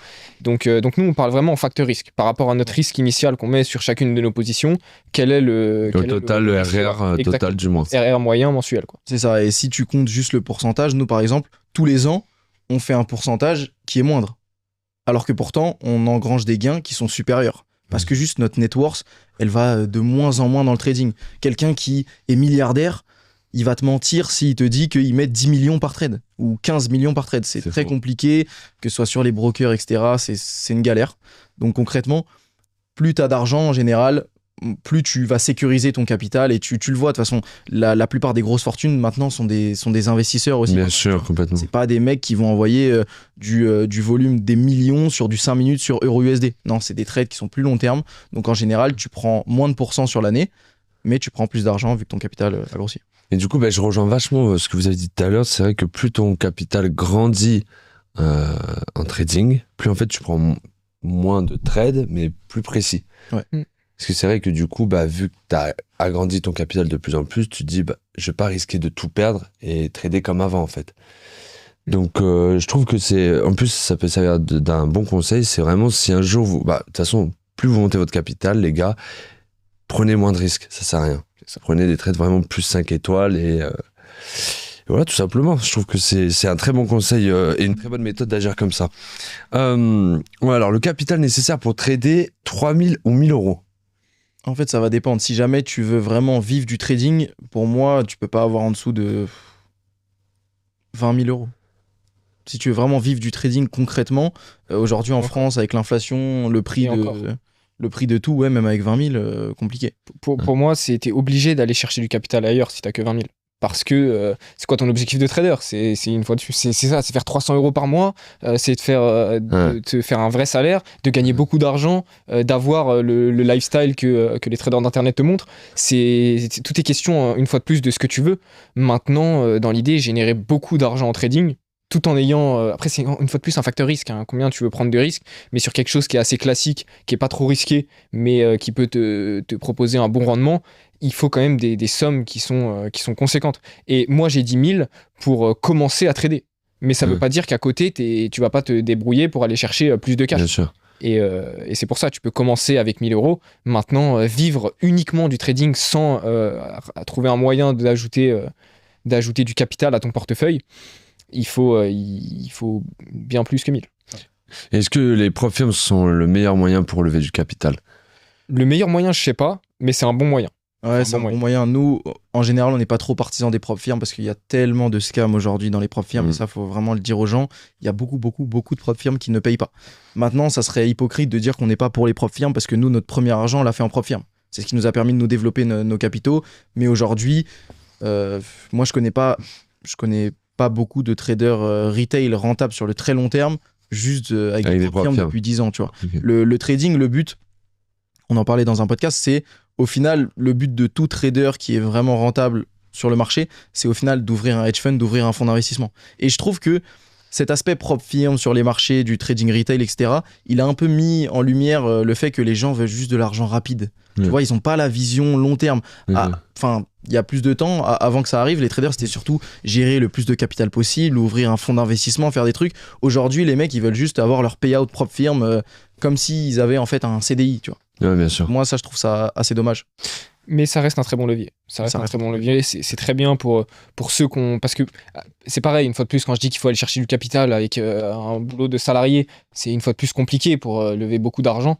Et les prop firms sont quand même une très bonne alternative. Mais le problème, c'est que les gens se sentent en sécurité chez des grosses prop firms là où au final ils ne le sont pas forcément réellement, tu vois. On a eu le cas de My Forex Fund à l'époque où moi pour petite anecdote, j'avais un élève et tout qui est arrivé dans le groupe qui avait $600,000 chez My Forex Fund et qui n'a jamais pensé à mettre de l'argent sur un compte propre, et le jour où My Forex Fund a scam, il s'est retrouvé au chômage, à repartir chercher un taf, et psychologiquement, il n'a plus jamais tradé de sa vie, tellement ça l'a fait vriller dans sa tête. Nous, on avait des fonds sur My Forex Fund. Tous, je pense. Il y en a beaucoup. Hein. Je me rappelle exactement, on s'appelle 23h58, quelque chose comme ça. Je lui dis de déplacer les stop-loss. Et il me dit, mais ça bouge plus sur MetaTrader. Et il me dit, ouais, mais je pense que ça doit être mon Wi-Fi, quelque chose comme ça. Je me dis, bizarre quand même, bizarre. Faut déplacer les stops et tout. Donc moi, je regarde, ça freeze aussi. Qu'est-ce qui se passe? On est dans l'attente, on sait pas ce qui se passe. Et là, on voit sur Twitter My Frozen Found. My Frozen Found, en mode des blagues et tout sur les mecs qui avaient leur truc. On s'est dit, c'est chaud quoi. Mais tu vois, là pour l'anecdote aussi, on l'a jamais dit, mais le jour d'après, on rigolait, on se tapait des barres. Ah ouais. On était en mode, putain, on s'est fait baiser. Bon, bah maintenant, on avait aussi une partie de nos capitaux qui était chez FTMO à ce moment-là. Ouais. Et du coup, bon, ça nous a pas remis à zéro. Et de toute façon, perdre ses comptes, moi demain, si on me dit d'ouvrir une propre firme, enfin de réouvrir une propre firme comme par le passé, je suis convaincu que je vais les passer facilement. Je vais les passer facilement, et une fois que tu as le skills, en fait, c'est juste tu auras perdu du temps. Tu auras perdu du temps, mais une fois que tu sais trader et que tu es confiant et que ta stratégie t'a prouvé que tu étais rentable, c'est perdre une propre firme, c'est pas une fin en soi. Après, une fois de plus, c'est comment t'as perdu ta propre firme. Si tu pars du principe que ça a freeze comme My Forex Fund, bon bah là t'es juste niqué. Mais perdre un compte propre firme, je trouve ça aussi compliqué parce que une fois de plus, c'est une gestion de risque. C'est comme nous, on gère nos capitaux propres de sorte à ce que ce soit impossible de cramer. C'est impossible. On a une gestion de risque qui fait que même avec 1 million de pertes d'affilée, notre compte ne cramera pas. Exactement. Donc c'est tout est question de comment tu gères. Et une fois de plus, c'est prise de risque aussi. Et c'est vos propres fonds ou vous avez aussi des fonds de clients particuliers que vous gérez? C'est nos propres fonds. C'est nos propres fonds pour le moment. Maintenant, on a parlé, etc., sur le potentiel d'ouvrir un fonds d'investissement dans le futur. Donc voilà. Pas aujourd'hui, pas demain, mais dans le futur. Mais je l'espère pour vous, hein, ça serait incroyable. Mais ça demande un taf de fou. Un sacré taf. Vous avez des diplômes, le CIF, l'AMF, rien du tout? Non, après, on connaît des gens qui ont l'AMF, ça a l'air d'être quand même assez simple à avoir. C'est des questions. Moi, je l'ai, l'AMF, c'est rien du tout de trading, c'est que des lois. C'est de la législation à apprendre. Savoir que si vous faites ça avec un client particulier, vous devez lui expliquer ça, qu'il y a tel risque, machin, vous n'avez pas le droit de détourner de temps, etc. Bref. Ok. Je voulais revenir sur quelque chose. Tac. Donc les 3 actifs à avoir dans son portefeuille, on a parlé de DCA sur le S&P 500. Ouais. Alors, pourquoi le DCA sur le S&P 500? Alors, c'est simple. Tu regardes un peu l'un des meilleurs investisseurs de notre génération, si je puis dire. Tu regardes Warren Buffett. Le mec, il te dit concrètement, il fait une lettre à sa femme je sais plus exactement c'était quand, mais il fait une lettre à sa femme en fin d'année pour dire, bon, si je décède, qu'est-ce que tu dois faire avec mon argent? Qu'est-ce qu'il dit? Il dit, tu fais du DCA sur le S&P 500 avec un low cost index, tu vois. Donc ça veut dire qu'en gros, tu investis sur le S&P 500 tous les mois avec, bien sûr, tu fais ça avec Vantage ou BlackRock pour pas qu'ils te prennent trop de pourcentage fees à l'année. Et c'est tout. Genre, en fait, ça sert à rien d'essayer de timer parfaitement le marché, etc. dans ton investissement. Ça va te prendre du temps. C'est pas sûr que tu surperformes les indices. Les indices, c'est prouvé sur des centaines d'années. Ils font 8 à 10%, 8 je crois, par an. Et en tout cas, le S&P 500. Et quand tu regardes, quand tu analyses un peu les fondamentaux de pourquoi ils font ces 8%, c'est de la pure logique. Les mecs, quand tu donnes de l'argent au S&P 500, c'est comme si tu donnes de l'argent aux gens les plus intéressants, enfin les plus intelligents du monde pour faire bouger les choses dans leur entreprise, etc. Et pareil, le S&P 500, c'est un actif aussi. Je sais pas si tout le monde le sait, mais c'est un actif qui va bouger les entreprises qui sont les moins performantes. Donc ça veut dire en fait, ils font à chaque fois un classement des entreprises et toutes les entreprises qui sont pas performantes, bah elles sortent du S&P 500 et elles sont remplacées par les autres. Entreprises qui sont exactement. Et donc du coup, globalement, faire du DCA sur le S&P 500, c'est juste dire donne ton argent aux gens les plus intelligents du monde qui ont le plus d'argent au monde et qui vont le faire fructifier. C'est tout. Et une fois de plus, du DCA S&P, ça reste aussi du c'est une discipline à avoir. Du DCA, c'est une discipline. Parce que moi, j'ai parlé à beaucoup de gens qui sont notamment même dans la finance, qui disent putain, fait chier, on est sur les ATH de S&P, flemme d'investir maintenant, c'est chiant, on est aux ATH. Mais en fait, le DCA, c'est pas ça. Le DCA, c'est tu mets tous les mois et tu regardes pas le prix. Bon, après, nous, vu qu'on est très actifs sur le marché, on a un DCA qui est un peu amélioré. Bien sûr, c'est optimiser. que là, on parle vraiment en tant que conseil qu'on donne à un particulier. Bien sûr. Mais même moi, demain, mon DCA, même s'il est amélioré, il reste très classique sur le papier. Mais c'est juste ça. Il faut pas regarder où sont les prix, où en sont les prix ou quoi que ce soit. T'investis demain, tu seras rentable. On est sur les ATH.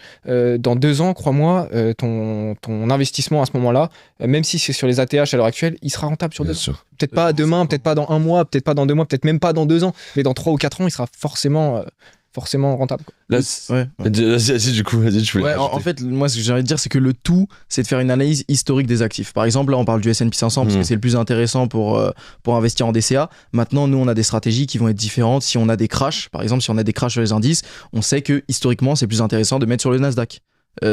Si jamais on a des hausses, si jamais on est à tel pourcentage, c'est peut-être plus intéressant de mettre sur le S&P 500. Donc, le tout, c'est d'analyser, d'avoir vraiment le background de ce qui s'est passé pour prendre les meilleures décisions d'investissement dans le futur, en fait. Oui, et puis en plus, la plupart des particuliers pensent que, comme tu disais, ouais, j'ai pas envie d'investir parce qu'on est sur l'ATH du S&P 500. Mais tu achètes ce mois-ci, le mois prochain, il crash, tu rachètes, ton prix moyen n'est plus à l'ATH, il est descendu. Et là, ta performance sera largement meilleure.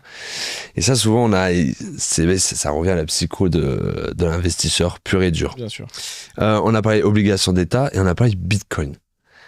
Bitcoin, pourquoi cette crypto en particulier? La supply, elle est limitée à 21 millions. Donc, c'est globalement la crypto référence. Tu parles à ton grand-père, il sait ce que c'est le Bitcoin. Tu parles de Solana, il sait pas ce que c'est Solana. Ouais. Donc, globalement, le Bitcoin, ça paraît assez logique. Ça paraît juste assez logique, en fait. Vous avez fait full Bitcoin? Non, on a un petit peu aussi à côté, mais en termes d'actifs sur la partie de notre portefeuille en crypto-monnaie, le Bitcoin, c'est la plus grosse part. Parce que aussi, on sait très bien qu'on a les capitaux pour. Demain, si tu me dis que j'ai que tant à investir par mois, bon, peut-être que j'investirai pas sur le Bitcoin parce que je sais que les rendements, même si c'est un gros rendement, bah, si j'ai pas assez si ça représente pas un montant suffisamment intéressant, c'est pas forcément le plus opti.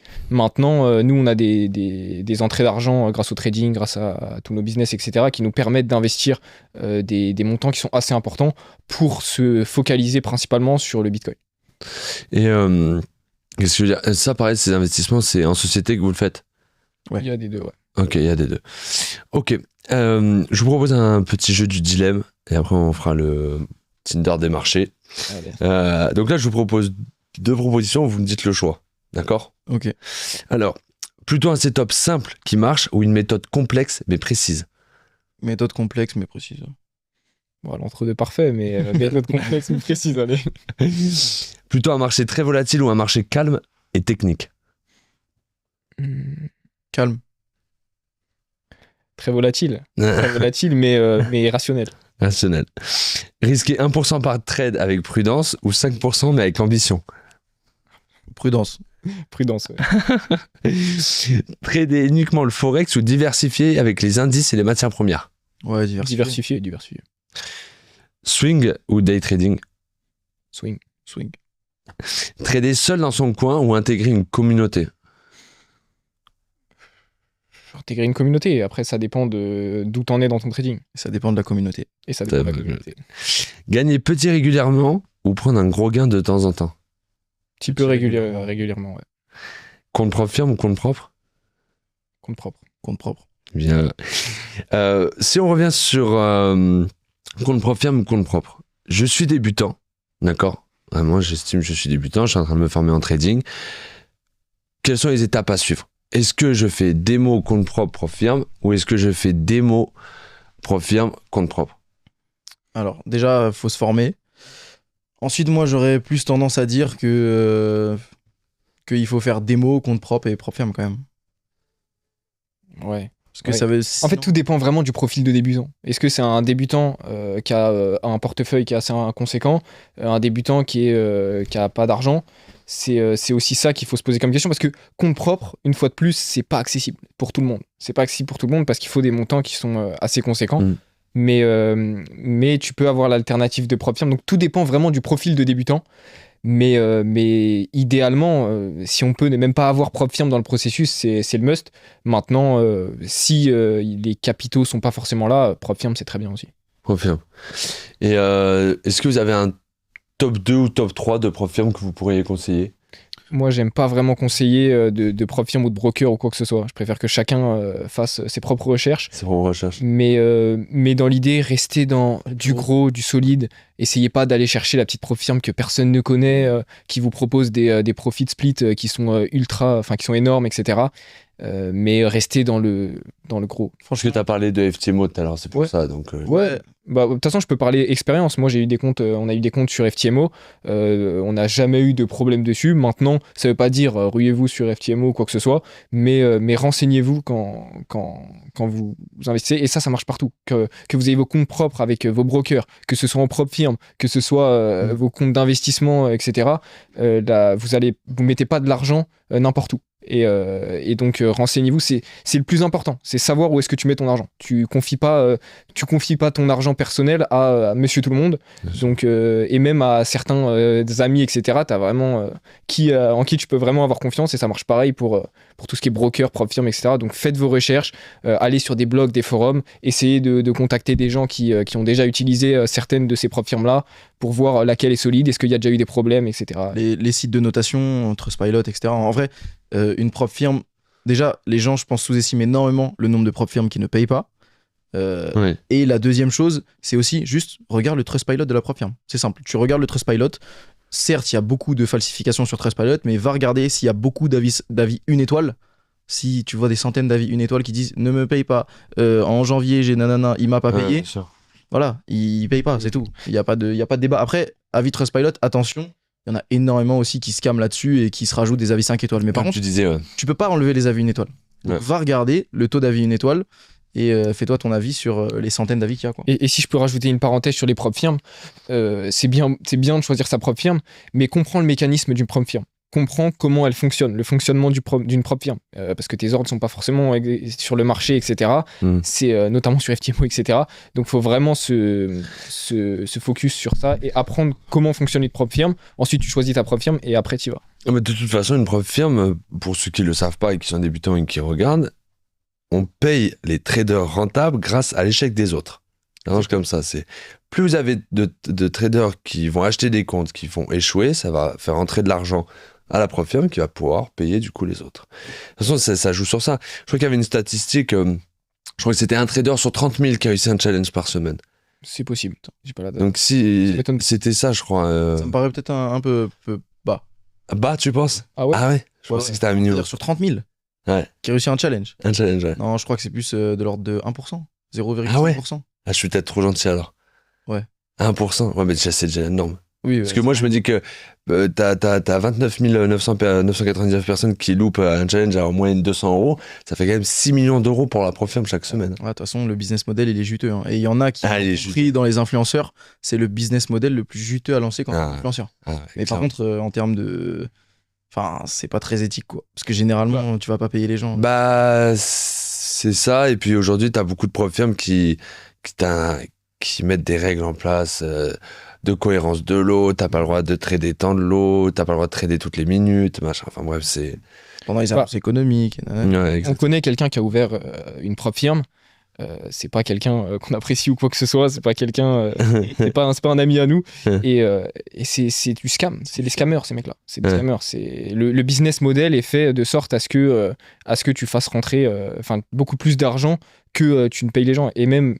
quand la balance elle est trop faible par rapport aux bénéfices qu'ils font, par rapport à ceux qui perdent et ceux qui gagnent, ils vont juste pas payer ceux qui gagnent. Donc au final, le business model, il est ultra malsain. Et en fait, tu traites contre ta propre firme, tu traites pas avec ta propre firme. Ouais, c'est ça. Et par contre, le business model, il est extrêmement juteux.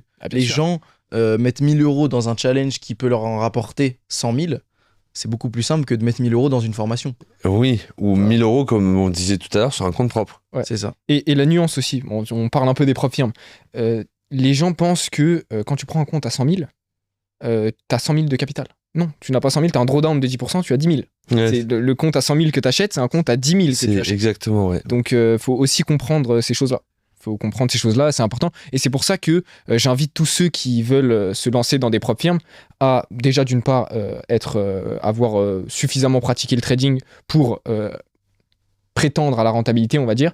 Et ensuite, renseignez-vous sur ce qu'est une propre firme, comment elle fonctionne.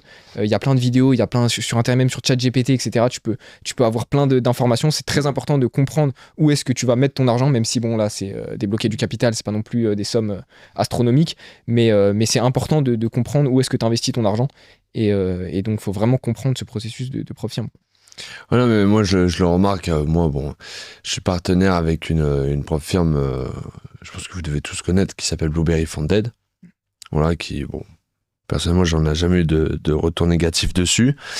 Mais on le voit, moi, je vois le nombre de comptes qui sont achetés via, par exemple, mon profil, etc. C'est impressionnant.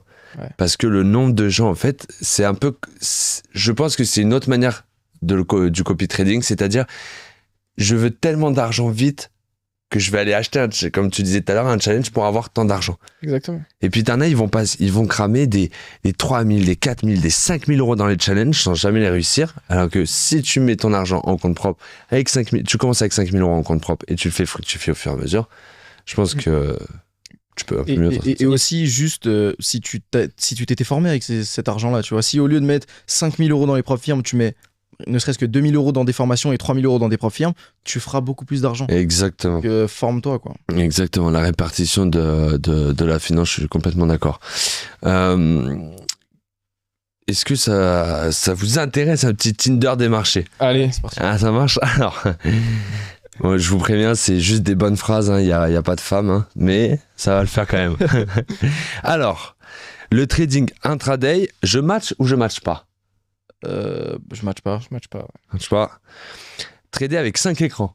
Je match. Je match. On va bientôt refaire nos setups, là, ça va être méchant. Ah ouais? Ouais. Vous tradez avec combien d'écrans actuellement?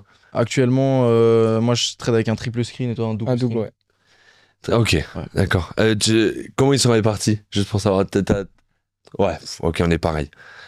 J'ai le même système. Prendre ses décisions uniquement avec l'analyse technique. Je matche pas. Alors, tout à l'heure, tu avais dit que c'était possible Ouais. de devenir rentable avec l'analyse technique. Est-ce que tu penses que, par exemple, l'analyse fondamentale va vraiment être plus liée à des swing traders et, par exemple, l'analyse technique va être la plus grosse dominance sur des traders intraday ou scalpers? Bah, déjà, moi, je crache pas sur l'analyse technique. Hein. J'utilise énormément l'analyse technique. C'est primordial pour trader. Moi, sans l'analyse technique, je ferai pas d'argent sur le marché. Mais l'analyse fondamentale, c'est ce qui va driver le marché. Moi, j'utilise vraiment l'analyse technique comme pour me permettre d'exécuter sur le marché. Bien sûr, après, tout ce qui est prise de décision, management, etc., ça va la plupart du temps être backé sur de l'analyse fondamentale. Maintenant, pourquoi j'ai dit que c'était possible d'être rentable avec l'analyse technique uniquement? C'est tout simplement une réponse aussi par rapport à la théorie. Parce que théoriquement, je peux aussi te dire que mathématiquement parlant, statistiquement parlant, avec une bonne gestion de portefeuille, tu peux être rentable sur le marché sans même ouvrir un seul graphique, juste en faisant du pile ou face. Ouais. Donc théoriquement, oui, tu peux. Maintenant, sur le principe, c'est un peu différent. Mais mathématiquement parlant, avec l'analyse technique, tu peux être rentable. Et il y a aussi beaucoup de personnes, de traders intraday, day traders, swing, etc. Enfin, non, pas swing du coup. Scalping, day trader. Surtout day trader qui posent la question, mais est-ce que l'analyse fondamentale, justement, c'est juste pour le swing? Absolument pas. Nous, on a plein de fois des billets sur la journée juste grâce à l'analyse fondamentale, grâce à de la data qui est sortie. Et j'ai envie de dire que ouais, ça influence tout autant le court terme que le moyen terme. Hein. Oui, bien sûr, je suis complètement d'accord. Mais du coup, c'est vrai que oui, on peut devenir techniquement, juste avec l'analyse technique rentable, mais bien sûr, je trouve que ça reste, approprié à certaines stratégies. Et comme tu disais, après, l'analyse fondamentale peut rentrer, c'est la même chose, que ça soit dans le swing, dans le day trading, dans l'intraday, tu peux avoir des biais sur des annonces économiques, sur un discours que tu as entendu, etc. Continuons. Faire du copy trading, je match ou je match pas? Je matche pas. Je match pas. Ça m'étonne. S'inspirer des positions des banques pour orienter ses décisions. Je match? Ouais, je match. Je match. Utiliser l'intelligence artificielle pour trader. Je match. Pour se créer un edge. Pour analyser. Mais pour analyser, ouais. Pour analyser, pas pour trader, pas pour prendre une décision. Vous l'utilisez ou pas, du coup? Ouais. Pour analyser, ouais, tout le temps. C'est plus rapide, les datas sont plus simples à digérer. Et ouais, on utilise. Comment vous allez faire quand vous dites j'utilise l'intelligence artificielle pour les datas? Est-ce que vous allez sur ChatGPT, vous avez un prompt? Ouais, c'est ça. Ouais, c'est ça. Tout est optimisé, que ce soit dans le business ou trading de notre côté. Donc on a des prompts pour un peu tout. Pour aller chercher plus en profondeur des datas, bien sûr, les sources à vérifier, évidemment, toujours. Bien sûr, complètement. Mais aller chercher plus en profondeur dans l'analyse de data, aller chercher ce que potentiellement tu n'aurais pas pu trouver. Et on a des prompts qui sont faits pour ça. Donc c'est vraiment pour l'analyse. Maintenant, jamais il va prendre une décision pour moi. Non, jamais. Et ChatGPT, il faut savoir aussi que 10% du temps, l'information qu'il va te donner, ça sera mauvais. Ça sera totalement faux. Donc nous, c'est vraiment plus l'utiliser pour voir si potentiellement on a loupé des choses ou on peut rentrer plus en profondeur sur certaines choses, mais toujours dans vos prompts, demander les sources, etc. pour juste aller checker les sources derrière, tu vois. Ouais. C'est un gain de temps en fait. Trader uniquement le forex. Je match. Vous avez quand même vous prenez de temps en temps des positions sur des matières premières, pétrole. Matières premières, pétrole, Bitcoin. Mais ça reste d'ailleurs, notre meilleur trade, d'ailleurs, c'était un trade sur Bitcoin. Donc c'est un peu contre-intuitif par rapport à ce qu'on fait. Mais de manière générale, pourquoi trader uniquement le Forex quand, grâce à l'analyse fondamentale, tu peux trouver des opportunités sur d'autres marchés assez similaires, on va dire. C'est pour ça qu'on trade sur plusieurs marchés. Maintenant, en termes de moyenne, vu qu'on trade aussi beaucoup de paires sur le marché Forex, on a beaucoup plus de positions sur le Forex. Maintenant, je mettrais oui pour trader uniquement le Forex. Maintenant, de manière générale, non. Et alors toi, tout à l'heure, tu m'as dit meilleur actif euro-USD que tu préfères trader. Ouais. Non, en fait, si j'avais un seul actif à trader, concrètement, le plus simple, ça serait peut-être euro-USD parce que tu vas devoir analyser de toute façon, que même tu peux trader AUD-NZD, euro-NZD, etc. Tu vas devoir analyser les fondamentaux américains. Donc, tant qu'à faire, autant prendre euro-USD, les fondamentaux européens, les fondamentaux américains. Augustin, du coup, disait que c'était plus AUD-NZD parce que nous aussi, on traite pas mal sur AUD-NZD. On traite pas mal, en fait, les devises qui sont corrélées entre elles. Parce qu'en fait, les devises qui sont corrélées par rapport au sentiment du risque ou par rapport à quoi que ce soit, tu as juste à analyser chacune des économies, voir la divergence pour trader dans un sens ou dans l'autre. Donc, c'est vrai que aussi nos gros profits, par exemple, ont été pas mal sur AUD-NZD. En fait, AUD-NZD, donc des paires qui sont très corrélées par rapport au sentiment du risque, c'est des paires qui ne font pas défaut sur nos performances sur l'ensemble du temps, de manière générale, dans le sens où, par exemple, à l'heure actuelle, si on prend l'exemple des tarifs, les tarifs chamboulent un peu tous les marchés, et s'il y a bien deux devises qui évoluent un peu dans le même sens par rapport au sentiment du risque, c'est l'AUD et le dollar néo-zélandais, et donc il faut juste trader le divergence de ces économies-là, sans prendre en compte tout le brouillard que tu peux avoir autour du marché lié au sentiment du risque. Et c'est pour ça que c'est un actif que on n'a pas besoin de partir dans de la suranalyse de partout. C'est beaucoup plus simple à trader dans des périodes un peu plus compliquées où le sentiment du risque domine un peu le marché. Complètement. Lire les rapports économiques chaque matin. Tous les jours. Ouais. Tous les jours. Je match. Et ben on est bon. Alors moi, si j'avais une question... Une autre aussi, trader avec Trump comme président, je match ou je match pas? Putain, je match pas. Je match pas. Franchement, c'est la galère. Je sais pas. C'est dur, hein. Ouais, c'est la galère. Oui, c'est le problème. C'est comme on voit avec Powell. La pression qu'il met sur Powell, alors que baisser les taux maintenant, c'est de la merde. Faut pas faire ça. Pas faire ça. Et je sais pas. C'est compliqué. Et même au début, il était ferme dans ce qu'il disait. Il y avait beaucoup de volatilité, etc. Maintenant, on entend tout et son contraire. J'ai l'impression que c'est un blagueur un peu. Bah, c'est un peu ça. C'est les marchés financiers, c'est pas un jeu. Et à certains moments, il fait du marché financier un jeu. Et il influence le marché de manière malsaine, on va dire. Ouais, pas spécialement volontairement. Quand je dis malsain, c'est pas à but quelconque lié à peu importe quoi, mais en tout cas il y a des mouvements qui sont liés à certains de ces discours qui sont pas sains et qui sont pas représentatifs de la situation. C'est ça, et même mathématiquement, si tu réfléchis bien, c'est juste plus difficile parce qu'il va amener une volatilité qui est incontrôlée sur le marché. Tu peux pas prédire ce qu'il va dire, tu peux pas prévoir ce qu'il va dire, donc ça rajoute juste de l'incertitude énorme sur le marché, de la volatilité incertaine, donc c'est plus dur à trader tout simplement. Ouais, je vous rejoins de toute façon là-dessus. Moi, c'est la pire année, je pense, en termes de trade, enfin la plus compliquée entre je mets tant de pourcents en Europe, mais finalement je les retire, puis franchement il y a une négociation, puis finalement c'est impossible à suivre. Alors moi j'ai une dernière question. Parce que souvent, les particuliers se posent la question, quand on devient des traders rentables comme vous, etc., avec plusieurs milliers d'euros en termes de gestion, de compte, comment ça se passe en termes d'impôts? Parce que vous vivez en France aussi. Ouais. Donc, comment ça se passe? Du coup, vous êtes en société pour vous verser un salaire. Donc déjà, normalement, si je ne me trompe pas, vous me dites bien, vous ne payez pas de flat tax. Si. Vous payez la flat tax à chaque fois que vous retirez vos gains, Exactement. même si c'est lié à votre société. Sur les dividendes, en fait.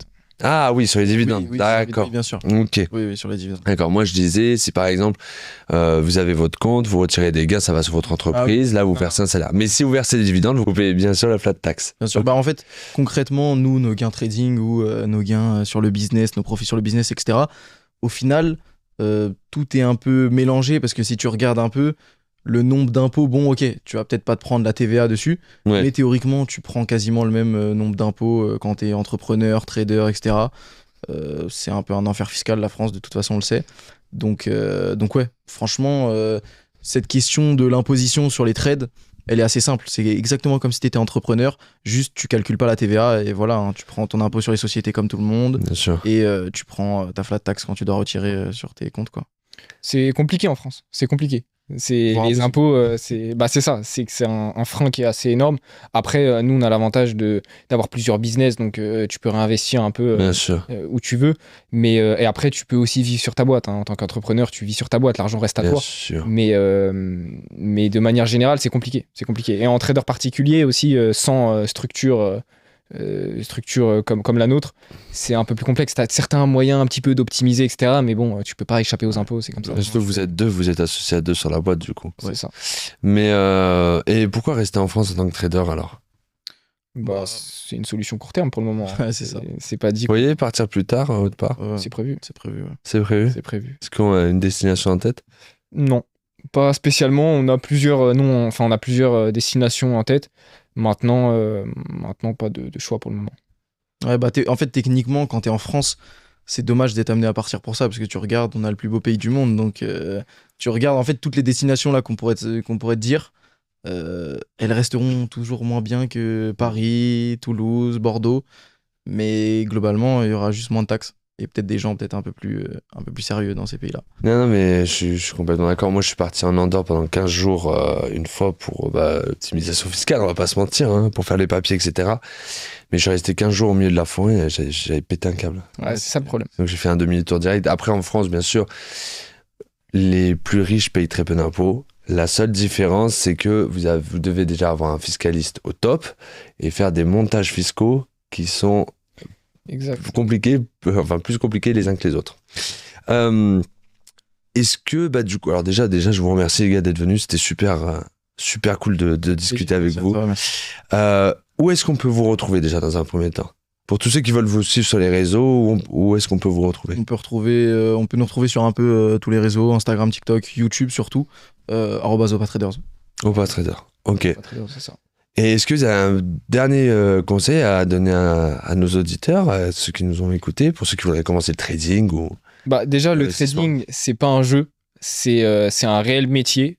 C'est compliqué, c'est pas impossible, mais c'est un métier où tu vas devoir travailler. Faut pas compter les heures. C'est comme entrepreneur, c'est comme tu as dit, c'est quand tu es trader, tu es entrepreneur et faut pas compter les heures. Nous, on s'est levé à 4h du matin, on se couchait à 22h. Maintenant, on a une vie un peu plus tranquille, mais on a fait ces efforts-là au début et faut pas lésigner sur ça. Faut vraiment se donner les moyens de réussir. C'est à la portée, bon, pas de tout le monde, mais c'est à la portée d'un large éventail de personnes. Et si tu as l'ambition de le faire et la discipline, fais-le à fond, mais si tu le fais à moitié, tu n'y arriveras pas. Ouais, bah c'est pas mal. Moi, ce que j'aurais à dire là-dessus, plus globalement, enfin, plus même spécifiquement sur le trading, c'est de faire comme ce qu'on a fait, c'est-à-dire de regarder là où ça marche. Les gens ne regardent pas assez là où ça marche. Regardez les traders particuliers, regardez les traders institutionnels et basez-vous sur là où ça marche. C'est-à-dire que les traders institutionnels gagnent de l'argent, les traders particuliers en grosse majorité perdent de l'argent. C'est quoi la différence entre les deux? C'est peut-être qu'il y en a qui connaissent l'économie et la finance et qu'il y en a d'autres qui tracent juste des lignes sur des graphiques. Donc quand tu comprends ça, t'es déjà dans le top 10% des traders qui sont bien partis pour être rentables et je pense que c'est un bon conseil. Ouais. Je pense que c'est même deux bons conseils. Comme on a dit, le trading, c'est pas un sprint, c'est un marathon. Les gars, je vous remercie d'être venus. Si t'es resté jusqu'au bout de la vidéo, déjà un grand merci. Et si tu veux encore plus développer tes connaissances, il y a d'autres épisodes qui sont dispo juste ici.